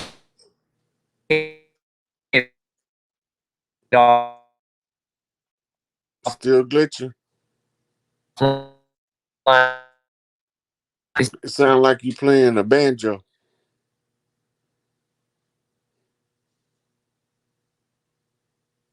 Try mute and unmute. All right, give me a Okay, second. you sound you good. You go. You good. I can hear you Okay, now. yeah, we were. I don't know, for some reason the connection kind of went out there, but we got a nice number in the chat room. So here's what I'd like to do, really quick, family. If you could support the brother with anything that he this brother does not ask for anything. The work that he's doing for the people, and for our people, he doesn't ask for anything. I've seen enough of this brother's work that he does not ask for anything, but I'm just on his behalf. If I'm going to, in the banner here, I'm going to include his. Do you have a cash app that you can share with the Yeah, people? And yep, what's your dollars. cash app? It's dollar sign capital S I K capital A P E. The S and the A is the only capitals. Okay, so make sure I have this right. Dollar sign capital S as in Sam, I K, and then you said lowercase Capital A. a. Oh, Capital A. capital A. Uh huh. And then The lowercase. rest, yeah, everything else lowercase. So it's just dollar sign sick ape. Yep. That's it. Okay. Yep.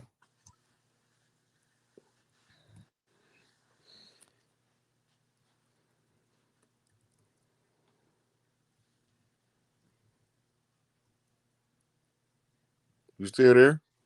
Yeah, I'm actually just I'm sending a banner here. Give me 1 second. Oh, okay. Yeah, you ain't got so quiet. So, while you doing that, there's a concerted effort on the behalf of the people to wake us up. This is part of what Kanye doing, Kyrie doing, and it ain't just them. It's a whole lot of us that's working on waking everybody up by taking daring chances to relay the information to the people. They used to kill us for telling the truth. Now we can tell the truth, and if the people catch it, once we get a certain amount of support, they can't fuck with us no more. So that's why we right now, I'm just giving out free information. If you want to cash at me, cash map me. If you don't. I ain't looking for nothing. I'm still going to continue doing what I'm doing. Going to continue giving out free information about us reclaiming our shit because this shit bigger than me. And I made myself into the type of guy that want to see us get what's rightfully ours by following the pattern my parents laid for me. We appreciate you and everything that you have been doing for the people and the tribes. Brother man, it's just so amazing. The work that you've done here, and like I said, he doesn't ask for anything, but this man has literally dedicated his life for the cause, for our independence. I don't know Well, anybody who left their job to dedicate their life to get to the root cause of the problem and then to get the word out to the people. Mm-hmm. So I'm just telling you that's his genesis here. So family, so anything you can give would be greatly appreciated. We don't do this work, we're not out here like some of these people on YouTube for profit. We do this work for the independence of the people. So anything you can send to him would be greatly appreciated. So I have a question for you relative to the Bible, and then after that we'll take some questions for the people. The angels that they refer to in the Bible. Who are the angels? Are they really angels? My first question is, why does the angels have L in their name? Like, you heard the angels classic, Gabriel, Michael, Uriel, and some of the other books they removed. Why do they have EL in their name? Because I think about that, and then, the Moors, they like to use L, as one of because I know it's also, relative to, nobility. So can you kind of elaborate on that? Do you know? Well, first of all, the angels, the word angel comes from the Greek word angelos. Angelos simply means messenger. Mm-hmm. And if you remember, Paul said, be careful when you entertain strangers, for many of you have entertained angels unaware. Mm-hmm.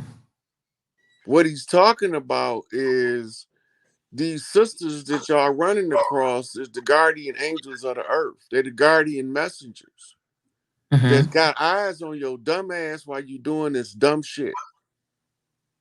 Mm-hmm. So when you pull Barishango, African woman, the first guardian angel, you got to understand the source of the concept of angels, right? The women was able to psychically protect us as men on the battlefield as long as we kept a clean heart connection with them, right? So the L's on their name, the word L is a definite article, but it's also a Masonic code. E is an M on his side because the matriarchy was what they flipped. And the L is the 7 on his head. That's the son that they tried to usurp. If you remember in the story, Esau came out first. And what did Jacob do? He grabbed him by his ankle Yep. because his brother went out head first, Mm-hmm. right? So the rightful heir being Esau, not Jacob, contrary to popular opinion, tell you right in the book that Jacob stole Esau's birthright. The only way he could steal the birthright uh if it was actually Esau was actually the rightful heir. It tell you that Jacob's mother dressed him up to deceive his blind aged father into believing he was his hairy ass ruddy red son named Esau. Mm-hmm. Jacob means supplanter, the underminer, right? So they flipped the matriarchy and they put the son on his head, right? Because they can't undermine it unless you flip everything upside down and backwards. This is the galactic chess game. It's a code for the moves and how they play. The goal is to flip the E to an M. That's number 13. That's a Queen Mother flip. The Queen Mother sits in the center of the congregation of the 12. This is the simple priestesses that we're talking about. And these are represented as each one of the 12 signs of the zodiac, some male, some female. But originally it was the 12 daughters of Isis. And her son made number 13 because his mama was passing the heredity from mama to son this time. So the son would be a 7 because the L is a 7, but that's a knight on the chessboard in the move.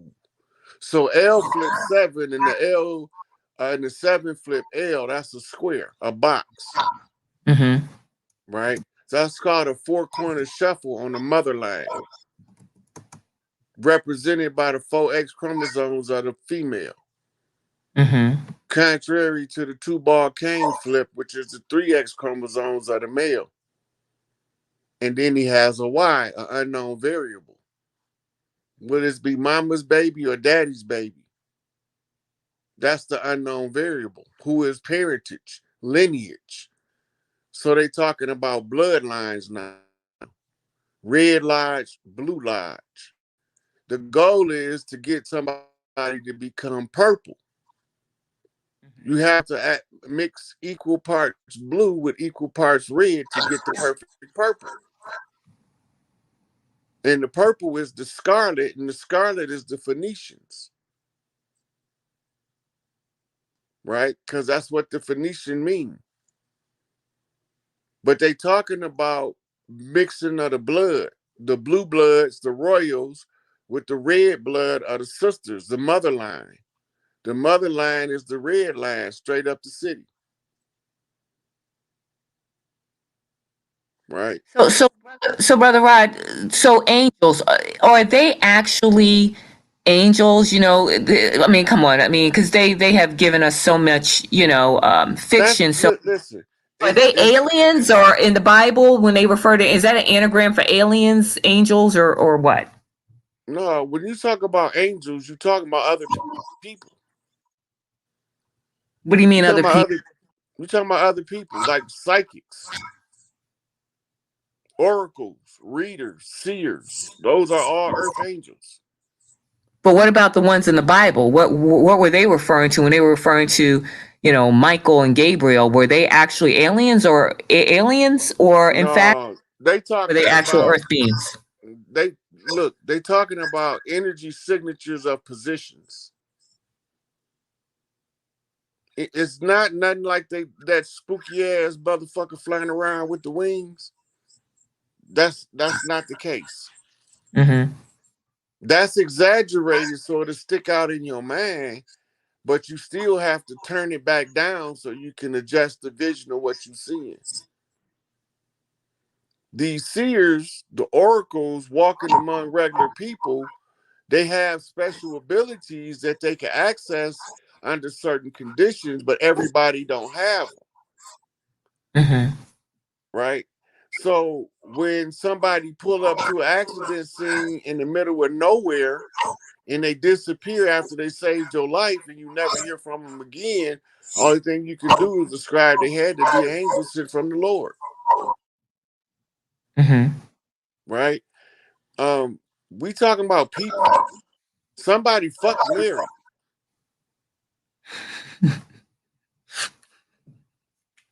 We talking about people. It told you right in the book. Whoever they call in this Holy Ghost fucked Mary. We know the whole Jesus character is exactly that, and that's it. It's not, yeah, because I mean, Right. there's So they took immaculate actual conception. parts of the holy drama. All of those epithets for the Christ is epithets in the Book of the Dead for Isis, Mm-hmm. right?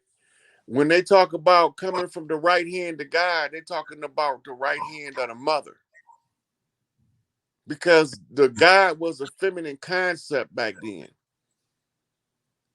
Not until patriarchy defaced the goddesses and replaced them with men did you even have angels, Mm-hmm. right? We didn't consider ourselves gods as we talk about gods today, right? We exercised our will, and the more we exercised it, the stronger it got, the faster we was able to manifest what we see in our mind into the physical world. That made it look like to the lazy people we had superpowers. But we have to work for everything we get because that's the nature of the construct in 3D. You got to maintain the hologram from within the hologram in order to continue in the hologram. Those who refuse to contribute, the hologram gonna force you to conform. You don't need no prisons.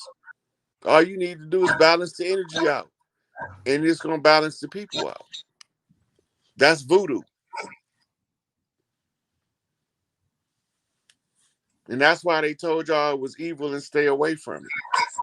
Because when the Yeah, people because start practicing the voodoo and balancing the energy out, and they begin to take control of their own lives, they take that's control of the right. matrix. Yeah, so they told us, in other words, all the stuff that they told people was, they put the boogeyman, type thing and said, oh, it was evil and crystals and all that. They've been using it, the war against the people, and using it as their advantage ever since. Yeah. Everything they told you was evil, they've been using to keep you enslaved. And they told you it was evil because your righteous heart gonna steer away from it. But you never know that you're supposed to investigate everything, even if you look at it from somebody else's eyes, like read it in the book. You really reading is weightlifting for the brain. Exactly. Exactly. Well, I mean, you're not really reading to learn, you're really reading to exercise the brain, to look at new perceptions and perspectives of viewing a thing in order for you to expand your mind. Once you've seen something, you can't unsee that shit. Your mind can get moved and expanded. You can't make it shrink back. When you hear some mind blowing information, your mind can't become unblown. But you're gonna adjust to the new information to a more expanded mind. It's the nature of the mind. So if you could take control of your own mind, you could take control of your own life, and you can produce whatever you're willing to work for. But the problem is the manifestation part, due diligence. Do everything that you can according to what you know. And when you get to the point where you don't know what else to do, leave it to Big Mama. She take care of it from there. Because you did your due diligence to manifest what we needed. So right now I'm doing my due diligence to inform the grassroots. Big Mama home, we about to turn this shit around. Shit about to go down. And y'all sitting here being rocked to sleep by this puppet show called the Biden debacle, right? Where you got 15 different motherfuckers playing this motherfucker. Sometimes they switch him in the middle of an interview and you don't even notice it. Right? So all of these things must be exposed to the people to give them the opportunity to see what they're doing to them. You don't even know what the words you saying mean because you ain't never looked none of them up. And you think you effectively communicating at that point, you tricking yourself. And the only person you can't lie to is yourself. That's right. That's right. If you don't have a grasp for words, you can't have good communication. That's right. So that's why etymology is so important. And eventually we got to rid ourselves of this corrupt language in the first place. And, uh, and go back to learning, the language of our people. So actually what I want to do is I want to spend maybe about 10, 15 minutes and see if we can reach out to the people and answer some of their questions. And then Okay. maybe wrap up and, continue this conversation another day. So let me just see here. I want to take some questions. Give me 1 second here. So, Tribe, if you have any questions for the chief, please drop it here in the comments. And we're going to try to answer as many as we can. And, we're going to do, we're going to do rapid fire. So let's see here. I have one from, okay, let's bring up, actually, you know what? Let me take this one by brother Mr. Roberts. Let me see if I'm going to see if I can show it here on the screen. You see it, Chief? He says, I want to change my nationality, but don't know how. I've already traced my heritage to Cherokee. Please touch on the nationality piece because this has been a vortex of confusion because we've had some dirty Moors out there with the whole nationality piece. So that would be great clarification for the tribe, please. So nationality, all nationals fall under the jurisdiction of the laws of nations. The law of nations is called Uniform Commercial Code. It's exercised in the United States under what's called admiralty jurisdiction. That's because, well, I ain't gonna say why, but let me explain it. So, admiralty jurisdiction means that we under maritime law, which is the law of the high seas. Maritime law governs international trade over the oceans and bodies of water around the world. We on the land, so we supposed to be under the law of the land, which is called common law or God's law or the great law. And because they lied to us and deceived us, they've been using the admiralty jurisdiction to undermine us. So if you say you a national, that's pledging allegiance to whose slave you're going to be and work for to catch other slaves. So nationality is not the order of the day. Autonomy is the order of the day. Your public declaration of who you are. Before you say you're a Cherokee, you need to go a little bit further because Cherokee is a catch term. It's to group $5 Indians with organic Indians for the purposes of setting up reservations on the Trail of Tears under Andrew Jackson.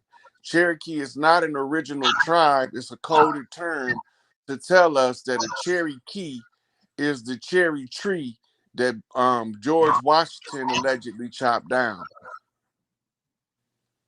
So when you say you want to change your nationality, don't change your nationality. Change your organic status as autonomous by declaring your exercising your rights that's in the Indigenous Rights Act. All that's is what them your rights. Rights are inalienable. That's why in the Declaration of Independence it said inalienable rights. It's talking about fighting for your inalienable rights, right? Your basic rights as a free individual of a sovereign ability. But if you're not aware of this, you become known as an imbecile in law, and they register you as a national to declare you as a free white person in law. Once you declare a free white person in law, your obligation is to go out and gather as many of them people as you can under the pretenses of nationality. And they give you a nationality card that says the holder of this card is a United States citizen. And a United States citizen is a strong man. So that's all they're saying is as a national, you're still a strong man. All nations are corporations. There's nothing sovereign about a nation. A nation is owned by somebody who has a deed to a corporate charter that they call a constitution. The Constitution tell you what the thing is and what it's made from and what it was derived from, right? So the function of the Constitution is to tell you how the social construct is supposed to work. It don't mean it's gonna work that way. But so it's not about being a national. It's about being a sovereign, autonomous being, organic to the land, a free individual to restore the land, air, and the water before God and man.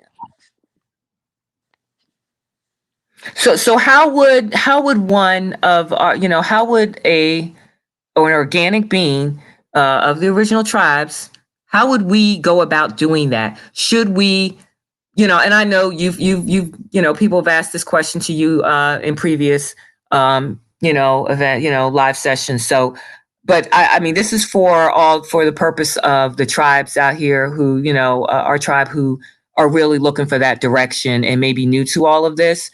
What would be the process? Should they basically, put it on public record, or do a video? In other words, how would they declare their indigenous, or let's just say original organic status as a natural organic being? I mean, how would they do that? Would they, how do they declare that so to get it out there in the ethers and let people, the people out there that are still trying to put, people in the jurisdiction of the corporation, how would they do that?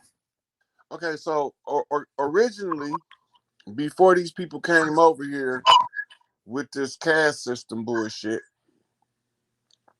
we would put it in the public square. We had what we call posts, where we would pin it in the public for 30 days. And then you had the other one where it was an urgent matter. You hand it to the clerk at the mayor's office. The mayor was always big mama for that village.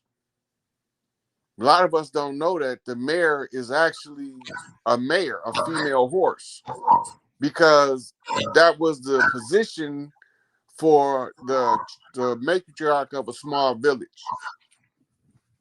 They call it a mayor, and it was ruled by the totem of the female Mustang. So she was her village mayor. Anyway, so to move on from that, I got sidetracked, man. I lost my train of thought. No, I love when you. I mean, here's what I envision. I envision you doing a campfire chat with our tribes one day, because I love the fact that I love the narrative of the stories, because that's really important, because we don't even comprehend the old ways, so it's always good to share that. But yes, I don't want you to digress. I guess what we're trying to ascertain is, someone put in the chat affidavit of status. Would you want to do an affidavit? Or like the old what some of the Moors okay, do. yeah. So in the oral tradition, you you can either have it read in the public domain by the clerk, which you can be your own clerk because of the aid of social media. Now, anytime you put in a declaration, you have to know what goes in it, right?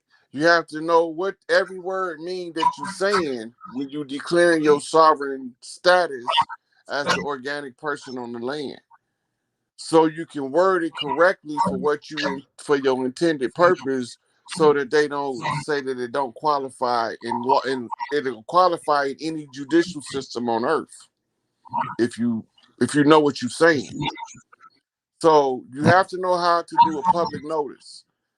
All social media is a legal medium for public notice, because they are all time stamped and dated, right? From the time you use the time that is time stamped and dated for is the time that you gave your notice. From there forward, whatever you given in your notice or your capacity, but right now, until we flip the grid, or if the system flip, we still under their jurisdiction. So when you try to argue it, you have to almost be an attorney. You doing fuck that. You need to be an attorney to understand the entire lingo of the judicial system, because they're not speaking the same language we speaking. So this would make it hard to advise people on how to declare their sovereign status. But so you have to do your own research to the degree where you're competent in what you're declaring in the public domain. You know that all social media is valid medium to reach over 1,000 people, is which qualifies it as the public domain. And you can write your own, or you can find somebody to write it for you, or you can say it off the top of your head by speaking how you feel, by make sure that it's known that it's a public notice. Mm-hmm. Right? So when you How put did them you do on yours? notice, How did you do yours? Did you do public notice, or did you do an affidavit, a written affidavit? I did a public notice. I closed their contracts. That's how I let them know. I saw that one. I saw what you did 2019. I saw that. That was amazing. That was amazing. Well, I had the blood in the Yeah. right. It wasn't nobody else doing it. Yeah. It And was I knew just that simple. and I knew what to do, so I did it. It don't make me better than nobody. It just make me know something that nobody else didn't know. That's it. But we appreciate that you stepped up again to the plate and took the initiative to close out this age and end the war. So I want to take the next question. I have a question from Naya, it says, "What do you think about the speech delivered?" I'm just going to put it up here. Let's see here. What do you think about the speech delivered by Kamala Harris? Was it real or fake? I'm not sure because I don't really cover, their corporate political charades. So, and that whole facade. But I don't know. Do you know what she's referring to? I'm not familiar. I don't know which Kamala Harris speech because she got a lot of them. So she's talking about a recent one. I haven't heard her speak recently, Okay. but Yeah, I don't know. I don't even cover I them. do Yeah, I know don't watch them. she a code flipper for because she flipped me a lot of codes. Really Hmm. interesting. You don't know it yet, but y'all gonna find out she was sent over there to be the vice president by the White Hats. Really?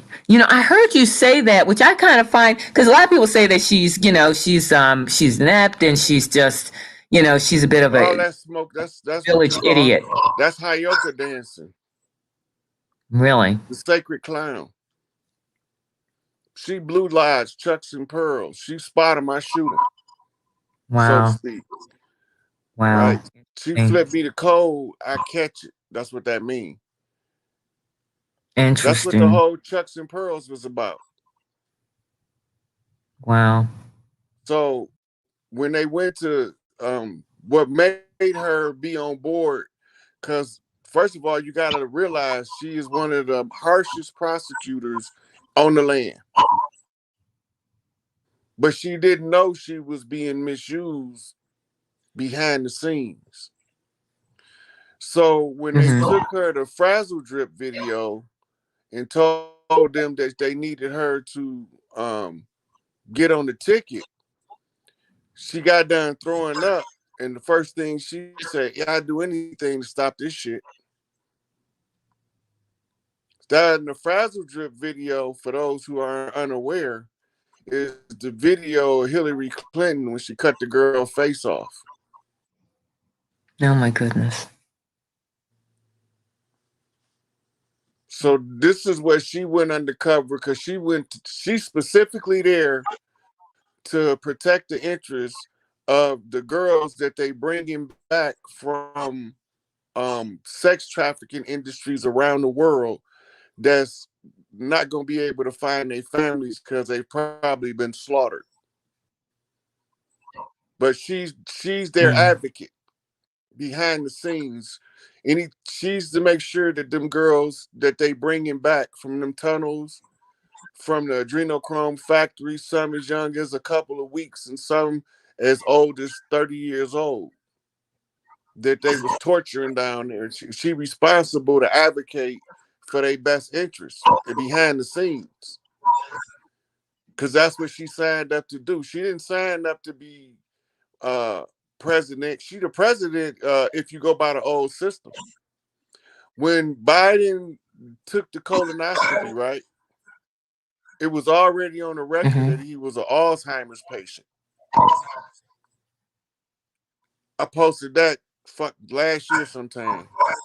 His son was complaining about the politicians in DC making fun of his father's Alzheimer's.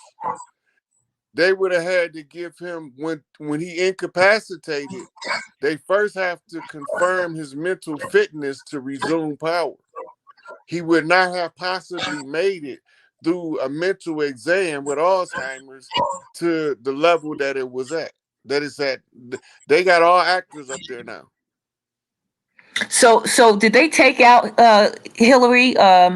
Did they take Hillary out yet, or what's going on with that? She been? The lady that you've been seeing is a Hillary Clinton lookalike. She won a Hillary Mm. Clinton lookalike contest in New York. And they hired her to play the role of Hillary Clinton. Look at her hands. Hillary Clinton had rheumatoid arthritis, and her fingers was bending over to the outside of her hand. All you gotta do is Mhm. look at her hands. If her hands ain't slanted and their fingers straight, that's not her. And what about the Hunter Biden tapes? there are people that are still talking about that. Are they starting to leak? Are they starting to come out? Yep. They've been releasing email here, a couple emails there on the back channel leaks. But when the whole thing blow is uh Senator Gates entered Hunter Biden's laptop in the evidence in the Senate hearing, right? That's the timer. When the Hunter Biden laptop debacle blow up, that's when they start rolling out all of the tribunal shit. See, yeah, that's because I think I saw something where they mentioned that the hearing. So I Mm-hmm. think starting the whole thing is starting to roll out. Yeah.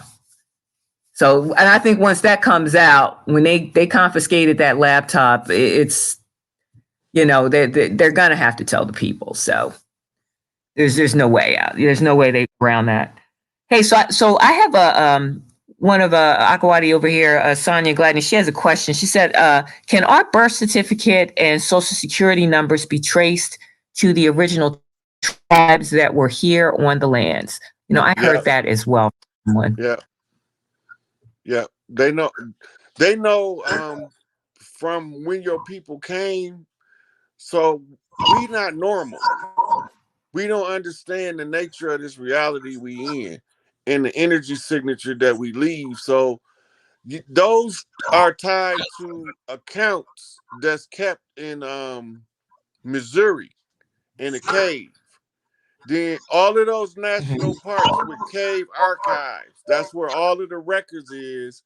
And they tie them back to them was our old family books and records. And they got them all in the caves because they didn't disintegrate in the caves. Right? So and now they protected them like you could drop a bomb on them motherfuckers and then you ain't gonna get in there.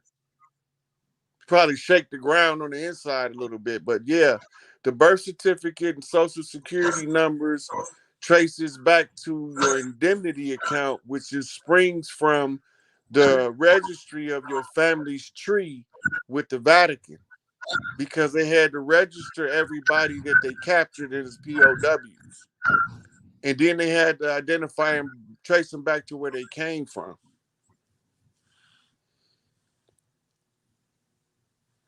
The Wow. only ones that don't apply to is the ones that was adopted.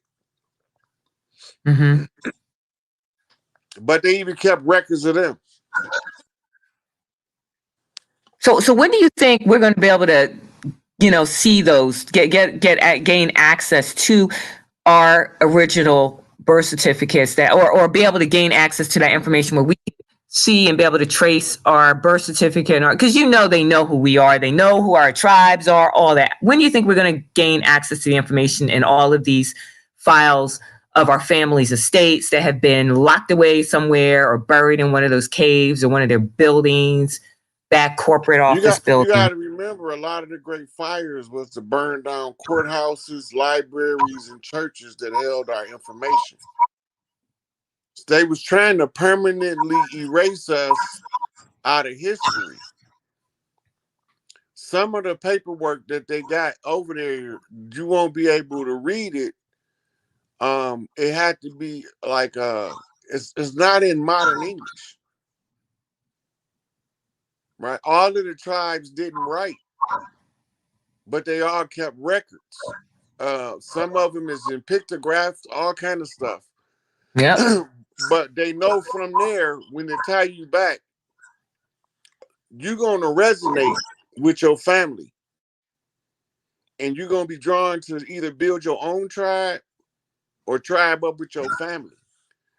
Those who got weak family bonds, they probably end up forming their own tribes if they can't make amends with their family. But then they have to come in under the orphan clause.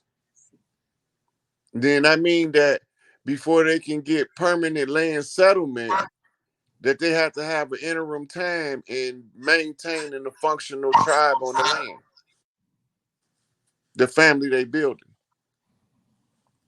So So it's a lot of this stuff that's real critical. But yeah, You can't put a time frame on when, cause certain stuff has to happen first. But when the time comes, we all gonna know it. So I want to, and we're gonna when we we're gonna continue this conversation to kind of drill a little bit more into down into the whole, the tribes and establishing our tribes, because obviously the people are talking, and not just about tribe. We're not just establishing, like you said, the family is important, because that's what these, the dirt, the blackamoors, the dirty moors, that's what they did when they came here, from Spain. They, and all the other places they came over from Europe, they, their whole playbook is the same wherever they go: divide and conquer. So they gave us this narrative of, that the we had the slave master's family name to break up our families. But I've done research that a lot of us that share the same last names, we're part of the same families, whether we're immediate families or distant cousins.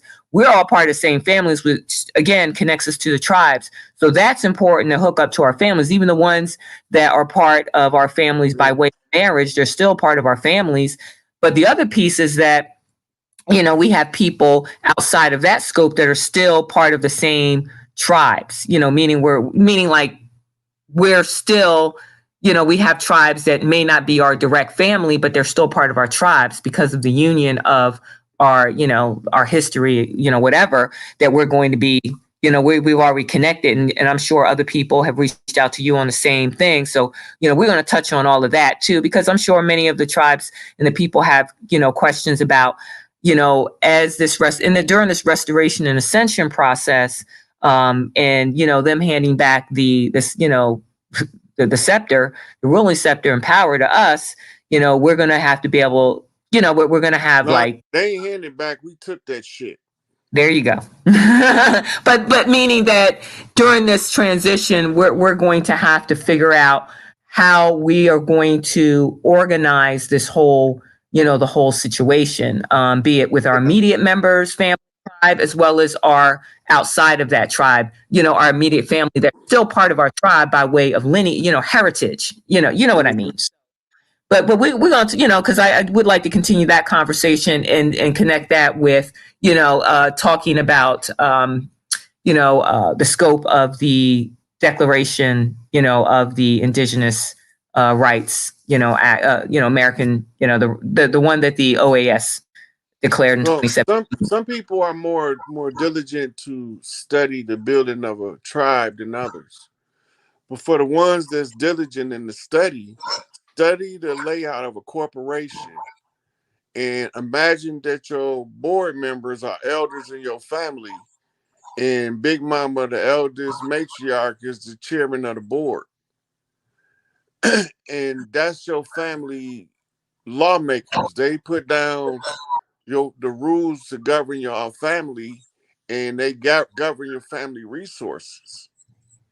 So you need a CEO of the family bank, right? Then you need, under that, you probably have a president of the family's real estate holdings that manage the land, that allow other people to rotate on and off the land according to who want to live in the city versus who want to live out in the on the farms.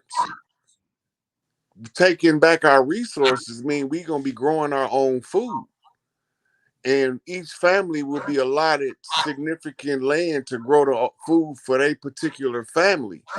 And then what they don't grow, we can trade something. Cause I probably grow something that they don't grow, and they probably grow something I don't grow. Right. So then we make those networks and links. So building the family is most difficult because people got ego problems. They want to be mad at somebody that told them the right thing to do when they was 12. Get your little fast ass in the house. Now she permanently got an attitude with her auntie for telling her what's right. And she 40 years old now. And she fully understand that she don't play that same shit she's mad at her auntie for telling her when she was 12 about being a hot ass. Now she telling her nieces, get your hot ass out the street with them things, with your shorts up like up your ass like that. Right? but she still got an attitude with her auntie that told her that when she was 12. I'm telling you. At So this point, she's supposed to have enough wisdom to know my auntie was telling me right. She must have loved me more than I thought. But her ego won't let her because she's been talking about her bads ever since then.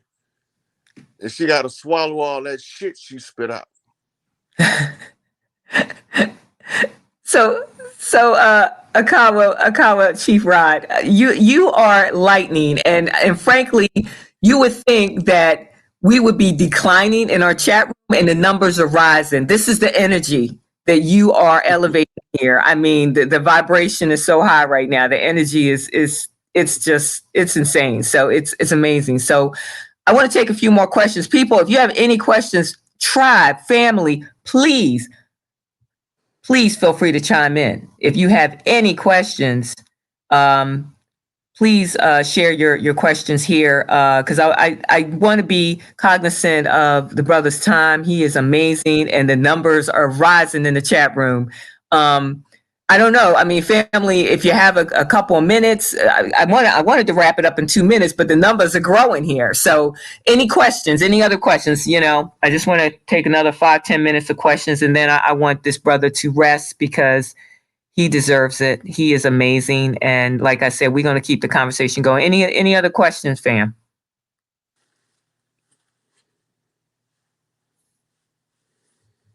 Any other questions? As long as they ask questions, let it flow.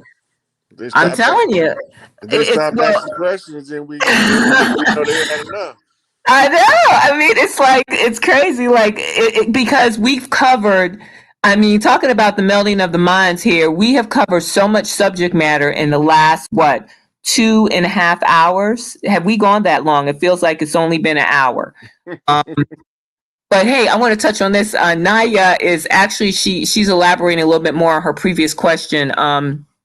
And maybe this one's familiar. She said, "What are your thoughts on the speech delivered by Kamala Harris on Juneteenth, 2022, the fulfillment of the Emancipation Proclamation that held slaves are henceforth be forgiven free?" I Is have to. I know what speech she's talking about now, but I have to go back and listen to it again because she gave me some codes in that speech. okay? So, first of all, the Emancipation Proclamation didn't free nobody, No, it didn't. Exactly. right? The proclamation is the verbal statement that was made by Lincoln. Emancipation means to transfer property. So what they was doing was, in order to enslave everybody, they had to emancipate the ones they was holding in service as bonded servants as POWs. And everybody gonna be a POW, so you might as well let the motherfuckers off the plantation now, because we just took control of all of them, right? So Emancipation Proclamation um didn't free nobody, and what she was talking about was the trustee status is the emancipation status. When you're a trustee, you can't be trusted with real wealth. So they have to give you simulated wealth. In prison, they used to give you tokens. In the streets, they give you dollars and coins, right? So they use that to measure the energy current of the people. The more the money flow, the more energy is going through the hands of the people, meaning the more people is involved in the system. When large amounts of money starts to fall short from the system, people are not spending money, putting money back in the system. They not participating. There's a lull in the economy. Prices begin to drop to seduce the consumer back to spend their poker chips, they fiats, to keep them participating in the system of oppression in which they holding the keys to their own freedom. That's what's going on. So, Right. getting back to that speech, I have to listen to it again to give you a clear synopsis of what I think about it, because it's been a while since I heard it, and I don't want to pick the wrong speech in my head versus the one she was talking about. But I did get a lot of codes from that speech because I know it, I'm familiar with it. Okay. No, we appreciate that. So I want to take this question from the goddess Amani. It's a I'm sure, a question that we can all relate to. She says, how do we get a family together who are completely dysfunctional and will not communicate with each other? You know, I think, truthfully speaking, a lot of them that's difficult to deal with when they realize what's been going on the land, and that they're not acting like they would normally act under normal conditions, because we haven't been under normal conditions in so long, we don't even know that we would act different. But when we realized what was being done to keep the family divided by collective effort of the government and people that they inserted in our communities to keep our children fighting each other, to turn family members against each other. So somebody's always bickering, because that's the design that they laid down by the way that they run the 10-step mind control game, right? That's right. So when you talk about trying to get a completely dysfunctional family together, you have to start building an individual relationship with individuals so you can know who to put in the room at the same time and who not to, until you get to the point where they all wise enough to know this is bigger than this beef we have. This is for the family. And it takes the individual with the initiative to deal with all those dysfunctional assholes in the family, because we all got them. That I don't have no issue out of them. All the assholes in my family are not assholes to me, but I have seen them be assholes to other people. So I can communicate with them where they already know I'm not going to ask you to kiss my ass, and I ain't kissing yours either. So we can start at that level. You know, you got to be willing to talk the harsh truth. A lot of times a family is broke up because some of that secret squirrel ass shit was going on, and the women didn't want the kids to tell the good man, so the good man don't get took away from them for fucking up the bad man. So rather than let the good man fuck the bad man up, everybody protect the bad man from the good man. So now ain't nobody correcting these assholes in the family. Because have somebody corrected them early enough, most of them are bumped straight, you know? So we had to learn how to be like Taurus energy, stubborn than a motherfucker. Or Scorpio, the only motherfucker stubborn enough to teach a stubborn ass Taurus, right? So you have to have a certain determination and find out what everybody's interest is, and the family support that part of that person's interest as a unit. Everybody in the family gets supported. You got two children having a football game on the same day in different fields. Half the family y'all go over there, the other half we going over here. But they gonna be supported. Right now, we don't have no support for our children like we supposed to. We let them get snatched, kidnapped, raped, turned into food for motherfuckers, and all kind of shit. So somebody has to have that stubborn ass Scorpio Taurus energy and make them motherfuckers look. This is about the family. This shit is your safety net too, just like it is the rest of ours. The family got to get back together to have a family bank. It's some of them only in it for the money. Okay, well, we got the family bank. We got to get it set up. Just don't let that motherfucker be in control of the money. Right? So you got to use people. You don't never send the greedy kids to protect the refrigerator. Oh, the family bank. We got to, again, we're going to keep this conversation going because I've been doing research on that and I've got a ton of questions that is going to be relative to the tribes. So, that's a whole different conversation for another day, but I'm glad you brought that up. Put that down here. We'll put that in the think tank. I want to take this question from Akawa Kahiba, one of my tribe. He said, "Can you speak on these group of brothers calling themselves the 12 tribes of Israelites, with every shade of color, saying we are the same?" Let Oh me bring that Lord. up. We put that up there. Yeah, because now here's the thing. I mean, part of and just so I, share. Part of my epiphany was, wow. I think back in 2014, maybe when I started researching my family and in my family's past and history, I had uncovered, and I mean, my aunt, she spoke Hebrew, and she could read and write Hebrew, and and I remember when I was little, she was even talking to my mother, and she told my mother, who she was, and she didn't say she was no Jew. She said she was Hebrew.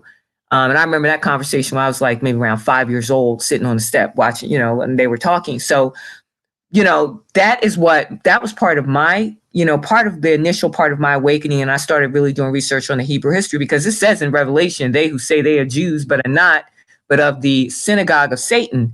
So we know they've been impostoring us. I showed you in that Colombo scene of that fake painting, pretending to be us as the tribes here. Obviously they call them Jews. They never call themselves Hebrews.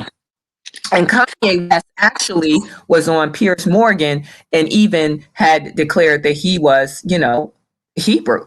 I mean, he didn't say, but and he was talking about those Jews. He's putting them on notice, and he's basically trying to lift the veil and really, expose what's been going on and how everyone has been, but especially in that industry that he's been in, Okay, as so well as before we you go any touched on that further, too. everybody that's listening, hashtag Kanye is right. Hashtag Ye is right. Let me put that up there. Yes, Kanye is right. That's right. I Fuck don't know their if anyone saw algorithms up. him on. Look, the more of that shit we putting in here, we fucking their algorithms up in the favor of Kanye West. He done already put them on notice. He finna take over the media outlets. So we got somebody gonna buy the media outlets and make him the leader, so he can fix that shit. Figuratively speaking, we already That's know how right. to fix it. So it's just gonna be a different set of rules. This shit is not gonna be as complex as it sound like right now, because everything is gonna be simplified back to the way it was before the people came over here with the bullshit. We have the most intelligent, brilliant minds in the world in this motherfucking land right now. We got masters from history reincarnated in the human form to be here at the close of the age. They willed themselves here in another life so that they could see this shit in. And I believe that also we all play a part. Many of us play a part in this. I feel that was also part of my calling. Why, from the womb, I have been concerned about what has been going on in our world, and more, even specifically with our people. That has been something Mm. I've cared about as long as I can remember. And it just, I mean, I was never down with going along to get along. That's just not who I am. And I just said, look, the only way we're gonna solve this problem is getting to the root cause and the heart of the matter. That's why I set up my channel. I started my channel 6, 7 years ago, is because I care about my people. You care about your people. you care about us. You mean you care about us being one of our people. I remember I heard when you said your grandma had mentioned that you were Cherokee, and I was like, I know that was I knew it. You know, I laugh. I know, and we know this is legal fiction. These are constructs. However, it's what we have identified with because we have been, miseducated as a people. But we comprehended one thing very important dynamic here is that we were not B people. We weren't B people under some, color of law, in corporate fiction.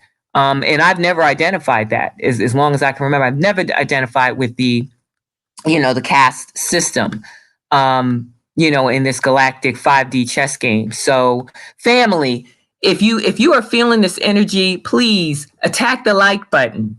All right, slap that like button, and please continue to and share and subscribe this video. Obviously the replay. Please get this. Share this with as many of your friends. Within our communities as possible, because we're all tribing up here, and I really appreciate all of your support, and also tuning in here and joining us tonight. The numbers, like I said, is rising here, but I don't want to keep. So I want to take maybe let's take three more questions, and then and then I'd like to wrap it up because I do. Okay, so let me answer this one right quick. Mm-hmm. So the 12 tribes of Israel is not what people think. The 12 tribes of Israel is the 12 daughters of Isis. This is Egyptian information. Israel, Isis, Ra, and El is talking about Ra as Osiris, Isis, Queen of Heaven and Earth, and El as in Enlil, as in Set. These things don't mean what y'all think they mean. This is Middle Eastern Babylonian contract money magic straight from Babylon.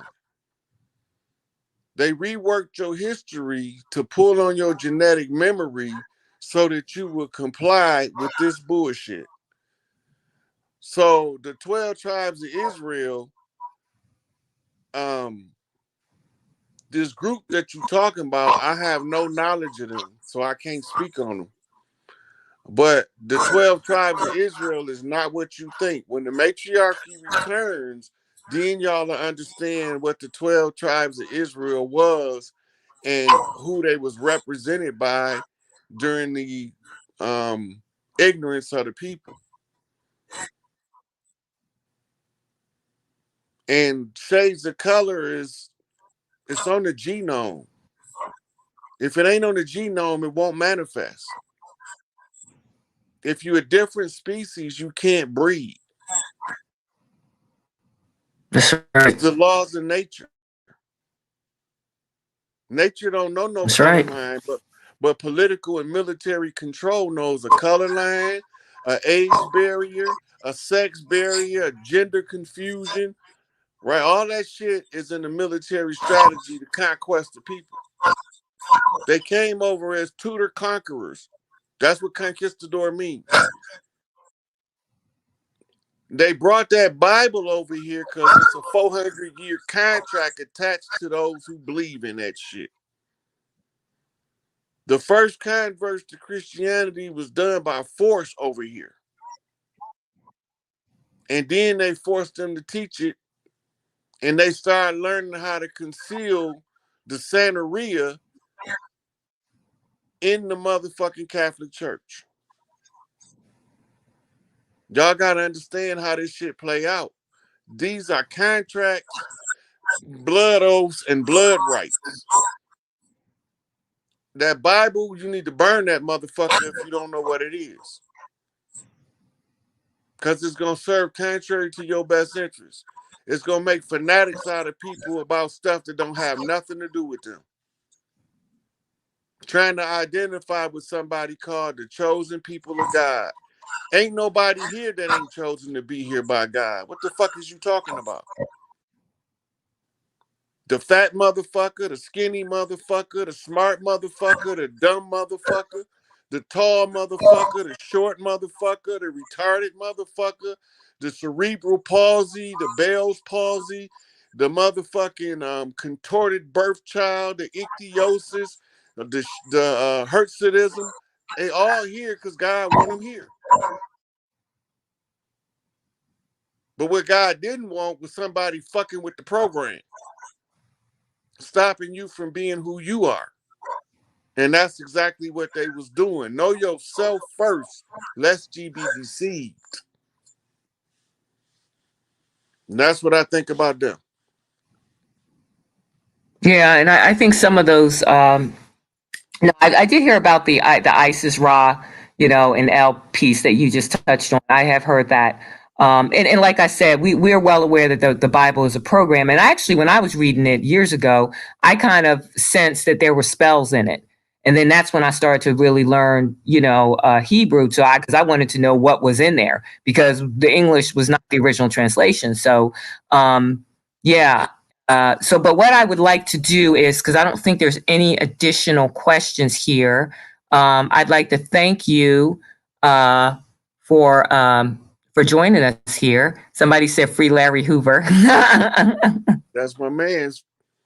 So Me and Raven Rock holding that shit down like a real G supposed to. Yeah, so exactly. So if any, I don't know if anyone's familiar, really quick, regarding Larry Hoover, where are the Chiefs right now? You had mentioned they are in Raven Rock, Continuity of government. and he's been released, but he's over in Raven Rock in the continuity, and they're trying to work out how they're going to, sort this mess out regarding the transition. Is that right? Yeah. Yeah. Okay. And they also had to sign off on Enlil being punished too, one at a time. They can't punish him unless we disagreed with what he was doing, and they all have to. All of the chiefs that's there have to vex a grievance about his actions on Earth.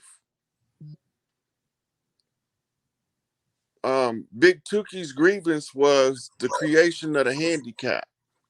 The crypt key is actually that handicap parking symbol that's universal. That's the crypt key.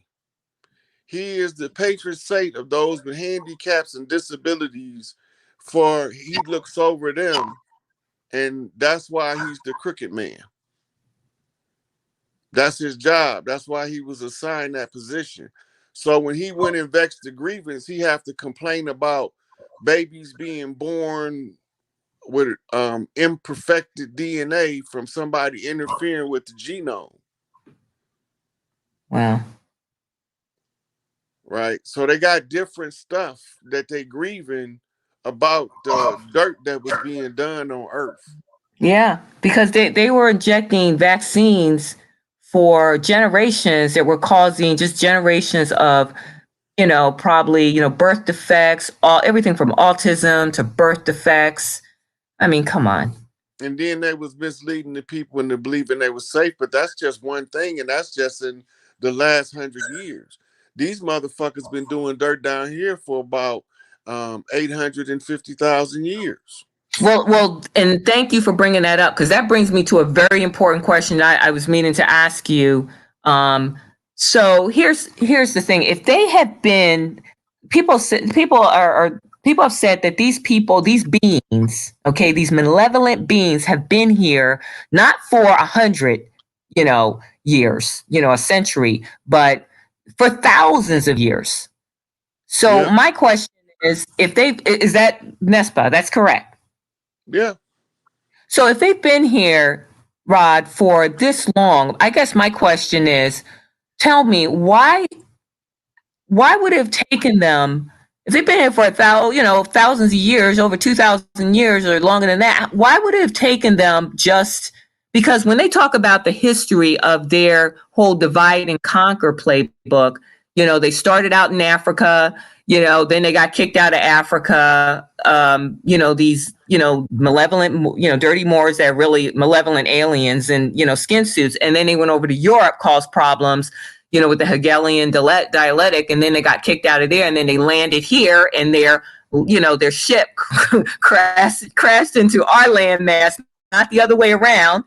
That they used to draw up these adhesion contracts that have been plaguing our world ever since, and the people.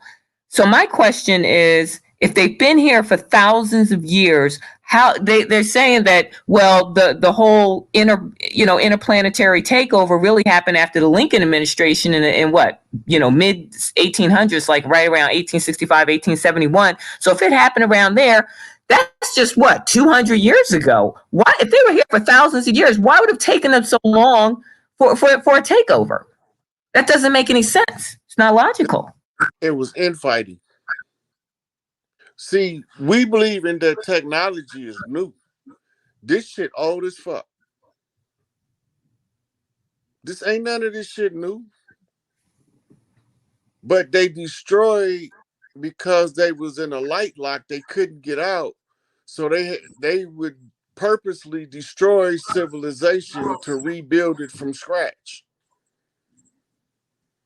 And they would use it as are you referring to like somebody had asked about the flood? Are you referring to the flood in the Bible? I mean, because we know a lot of these stories ain't real, right? But are you referring to like the scenario in the flood where they had corrupted so much of the earth? Because it's like these are the days of Noah now. Everything's been corrupted. So are you referring to the flood where they, The flood in the Bible is the flood of Unafishtim, and it was only a small area in a portion of the Middle East that was flooded.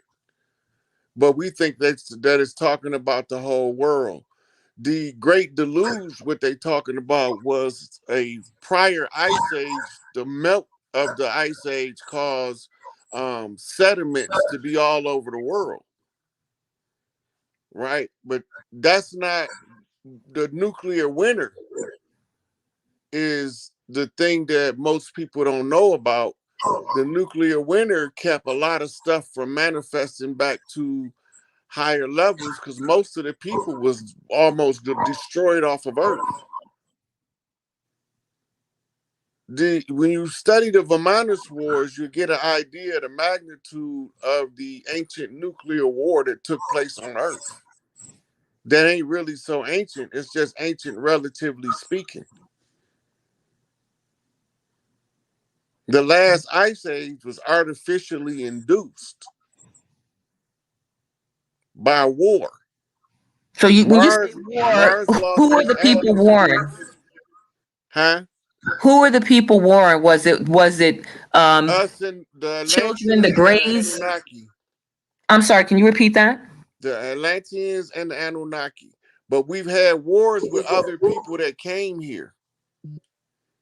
The first people that we fought used to come hunt us until we realized what was going on, and that was the ones from Andromeda. They looked like the Wraith in Stargate Deep Space. We fought them before on Earth and fucked some shit up, but it wasn't as bad as when the Gandiva was used. The Gandiva is a planet destroyer bomb, and it knocked off a sizable portion of what was then known as Tiamat, along with the coinciding arrival of one of the passings of Nibiru.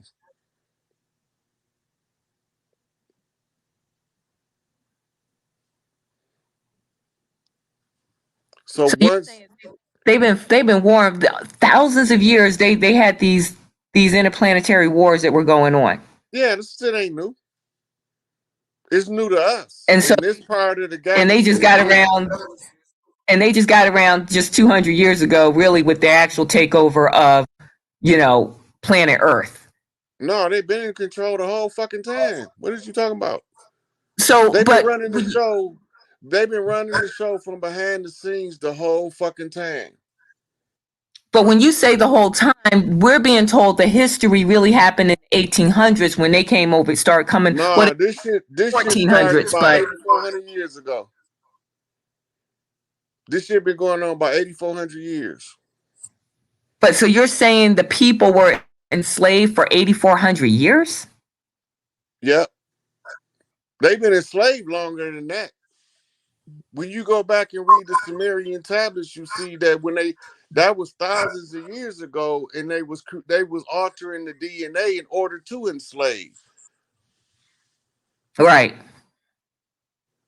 That I'm aware of, but the history we're getting from brothers like Taj that says, well, they when they start coming, that their corporation they started forming was just in the Over eight. here, okay, I see what you're saying now. Right. Okay, so the Americas was off limits because this was the land of Tahuti. And Inky was assigned Africa, Inanna or Isis was assigned Europe and Asia and Australia. And so nobody was come over here and bother us because that was one of the agreements that was made with the Anunnaki. So we was able to live free and untouched until Columbus landed. Okay, that's starting to make sense. That's why in the Bible they do talk about how God had his people that he watched over, and then but there were other people that he left to some of the other people. Okay, I get what you're saying, because who they referring to God in the Bible is not what people think or who No, they're referring to. right. Exactly. I And got you. every time you see the word God, it's not always the same Hebrew word translated into God. That's right. You are 100% on that, because I have done that. I've done that research as well on ancient Hebrew. Yep, that's exactly right.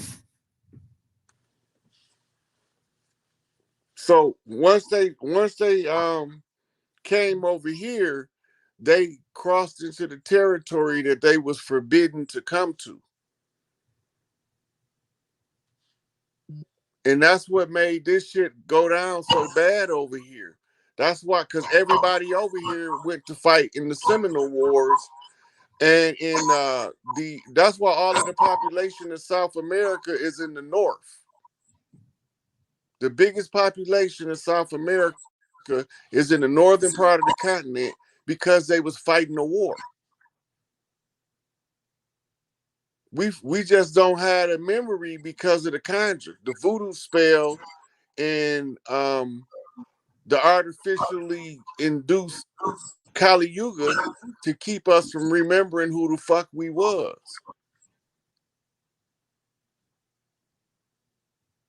So they didn't really get a stronghold until it's just a ceasefire 200 years ago. That was what was the George Washington challenge, which was the 32-degree Scottish Rite challenge. Fezzes versus feathers. Conquistadors versus motherfucking chiefs. Oh, wow. Can you master the game, motherfucker? And they said that, first of all, if they do this shit, if they treat us harsh enough and miseducate us bad enough, that ain't none of us gonna remember where we was from, what side of the water we came from, and what our heritage was. So when they couldn't unscramble the egg in 1913 when Noble Drew Ali came because the people wasn't ready, so they got to wait another 100 years. They got to stay at execution. Go back and listen to Elijah Muhammad. He break it down for you.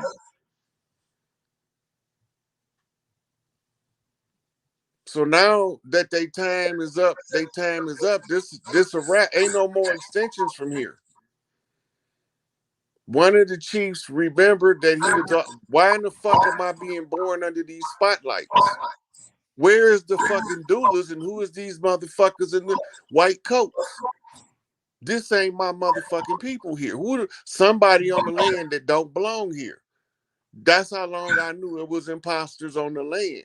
My feelings was most hurt when I realized they look like us, but they ain't us. That's right. My All feelings was hurt because I was ready to shit. I was kill Whitey, fuck it. But I ain't never know the white man wasn't white. And that hurt my feelings so bad. I get pissed off when I had to tell y'all that shit. And that's why they say all skin folk ain't kinfolk. Yep, and I take it one step further and say just because they have the same skin tone does not mean they are of the same genome. We are not the same. And this was the thing, the really the dichotomy that we were struggling with as a people, because we kept saying, wait a minute, why can't we get it together? Why is there always somebody mucking things up and doing this and doing that? And we thought that we had the problem, meaning it was us. There was some, our people just couldn't get it together. No, it was what it turned out to be. And I mean, that's why I say everything you're saying here is so logical, and it really vibrates with, what I suspected all along. When we had all these negative elements in our community turning our people against each other, it turns out those were not our people that were doing it, that are still out there trying to do that mess, because we care too much about each other. The people that are doing it, like he said, they're not us, but they look similar to us. And But they that's why don't.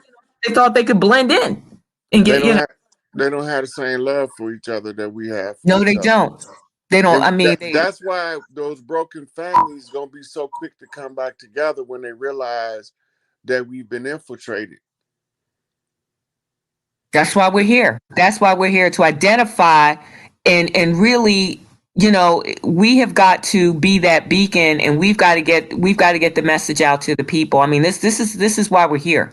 I mean, we all came back here because I laughed, when you were telling, your the genesis of your story. I was like, you know what? You laugh and say, who would want to sign up to come back here to deal with this mess? But guess what? You did it in another life. I suspect I did. That's why I'm here. I felt like this has been my mission my entire life, and probably some of the other people out here that have been doing, the work. So, Mm-hmm. I mean, yeah, because it's that important. Why? Well, You well, you you you I'm the played a great cleanup man. video. What'd you I'm say? the I'm the cleanup man. I'm the one that cleaned up the shit after the horses all the time. You're the stable Right? boy When or they the stable man. when, listen, when they call me in, ain't nothing to do but clean up some shit. You played an amazing on the Elder platform. You showed a really amazing. This was the Life as a Board Game lecture you did, and I think the part two where you actually played a sound clip of these two children, and they were talking and communicating telepathically, and they were explaining the whole, like, why they came back to this planet. Yeah. And the reason being was they were like, because again, who would want to sign up for this? And, she'd ask, why you come back? And she said, well, I came back for my family, to save my family. And really, that kind of sums it up. That really vibed with me because, you know, if we were, the reason why we're in it is for the same reasons. It's to save our family and to save our people. That's why we came back. Yep. So I mean, that's why we're here, and each and every one of us have, and I mean, especially to the tribe out there, we all have a very important part in this cleanup. I mean, we can't just put all of the burden on the heavy, very heavy, amazing strong shoulders of this chief here. We all play a part. I tell my tribe all day long, look, we're all leaders here. None of us are alone. And I tell you, the numbers are rising in this room. So listen, please share, family, and subscribe. The new people on the channel, and please attack that like button. Let the brother know that you appreciate his energy that he has brought here, and I appreciate all the energy of the tribes here. And I want to wrap it up because I know it's getting late here. But here's the thing, family. We are going to keep this conversation going. So I am going to stay connected because I would like to, keep this conversation going, and we're going to bring them back. And if it's okay with the chief here, with Brother Rod, we're going to bring him back in a couple weeks, 2 or 3 weeks maybe, and keep this conversation going. So you guys might want to load up some of your questions then, and yeah, and one of the things that we would like to continue that's going to be part of this study is that declaration, because that is very important to Yep. really expand on that and get that information out to the people. And we really need to be studying that. So we So they enumerate your rights, but it's up to you to exercise them. that's right. So all you need to be studying is how to exercise my rights. If you don't know how to do it, you got to study it until you figure it out. Because they know Empowerment. ignorance of the law is no There's no excuse. excuse. That's right. Therefore, become educated in the law and don't be no fool. Right. But we want to drill into that declaration because many people there are probably people that are not even aware that declaration there's probably in this very room. Um, they're not even aware that it even existed. So and that's why we need you to share that that information with your family and your friends, and we need to continue the conversation even offline with the people out there, because it's not enough for us just to be conscious. We have to reach and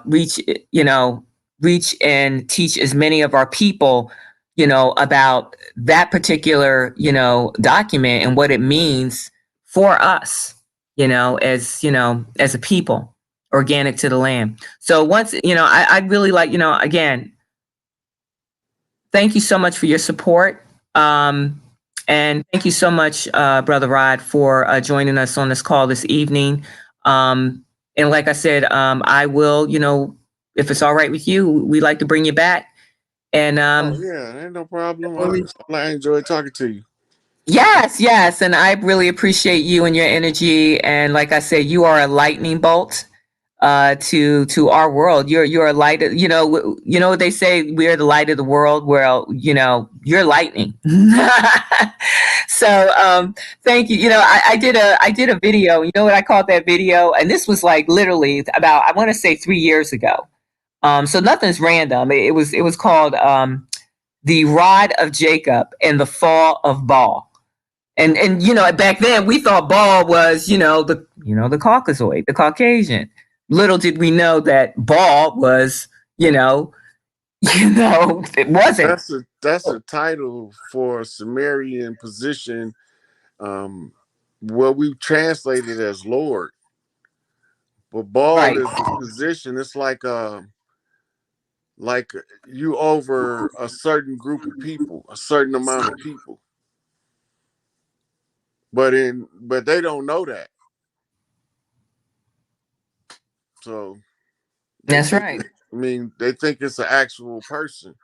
Baal Hadad. Exactly. Hadad was the um what you call the role model for the position of Baal. Hadad was his name. So every time somebody earned the position, the title would become called Baal Hadad. That made him look like he lived forever at the time.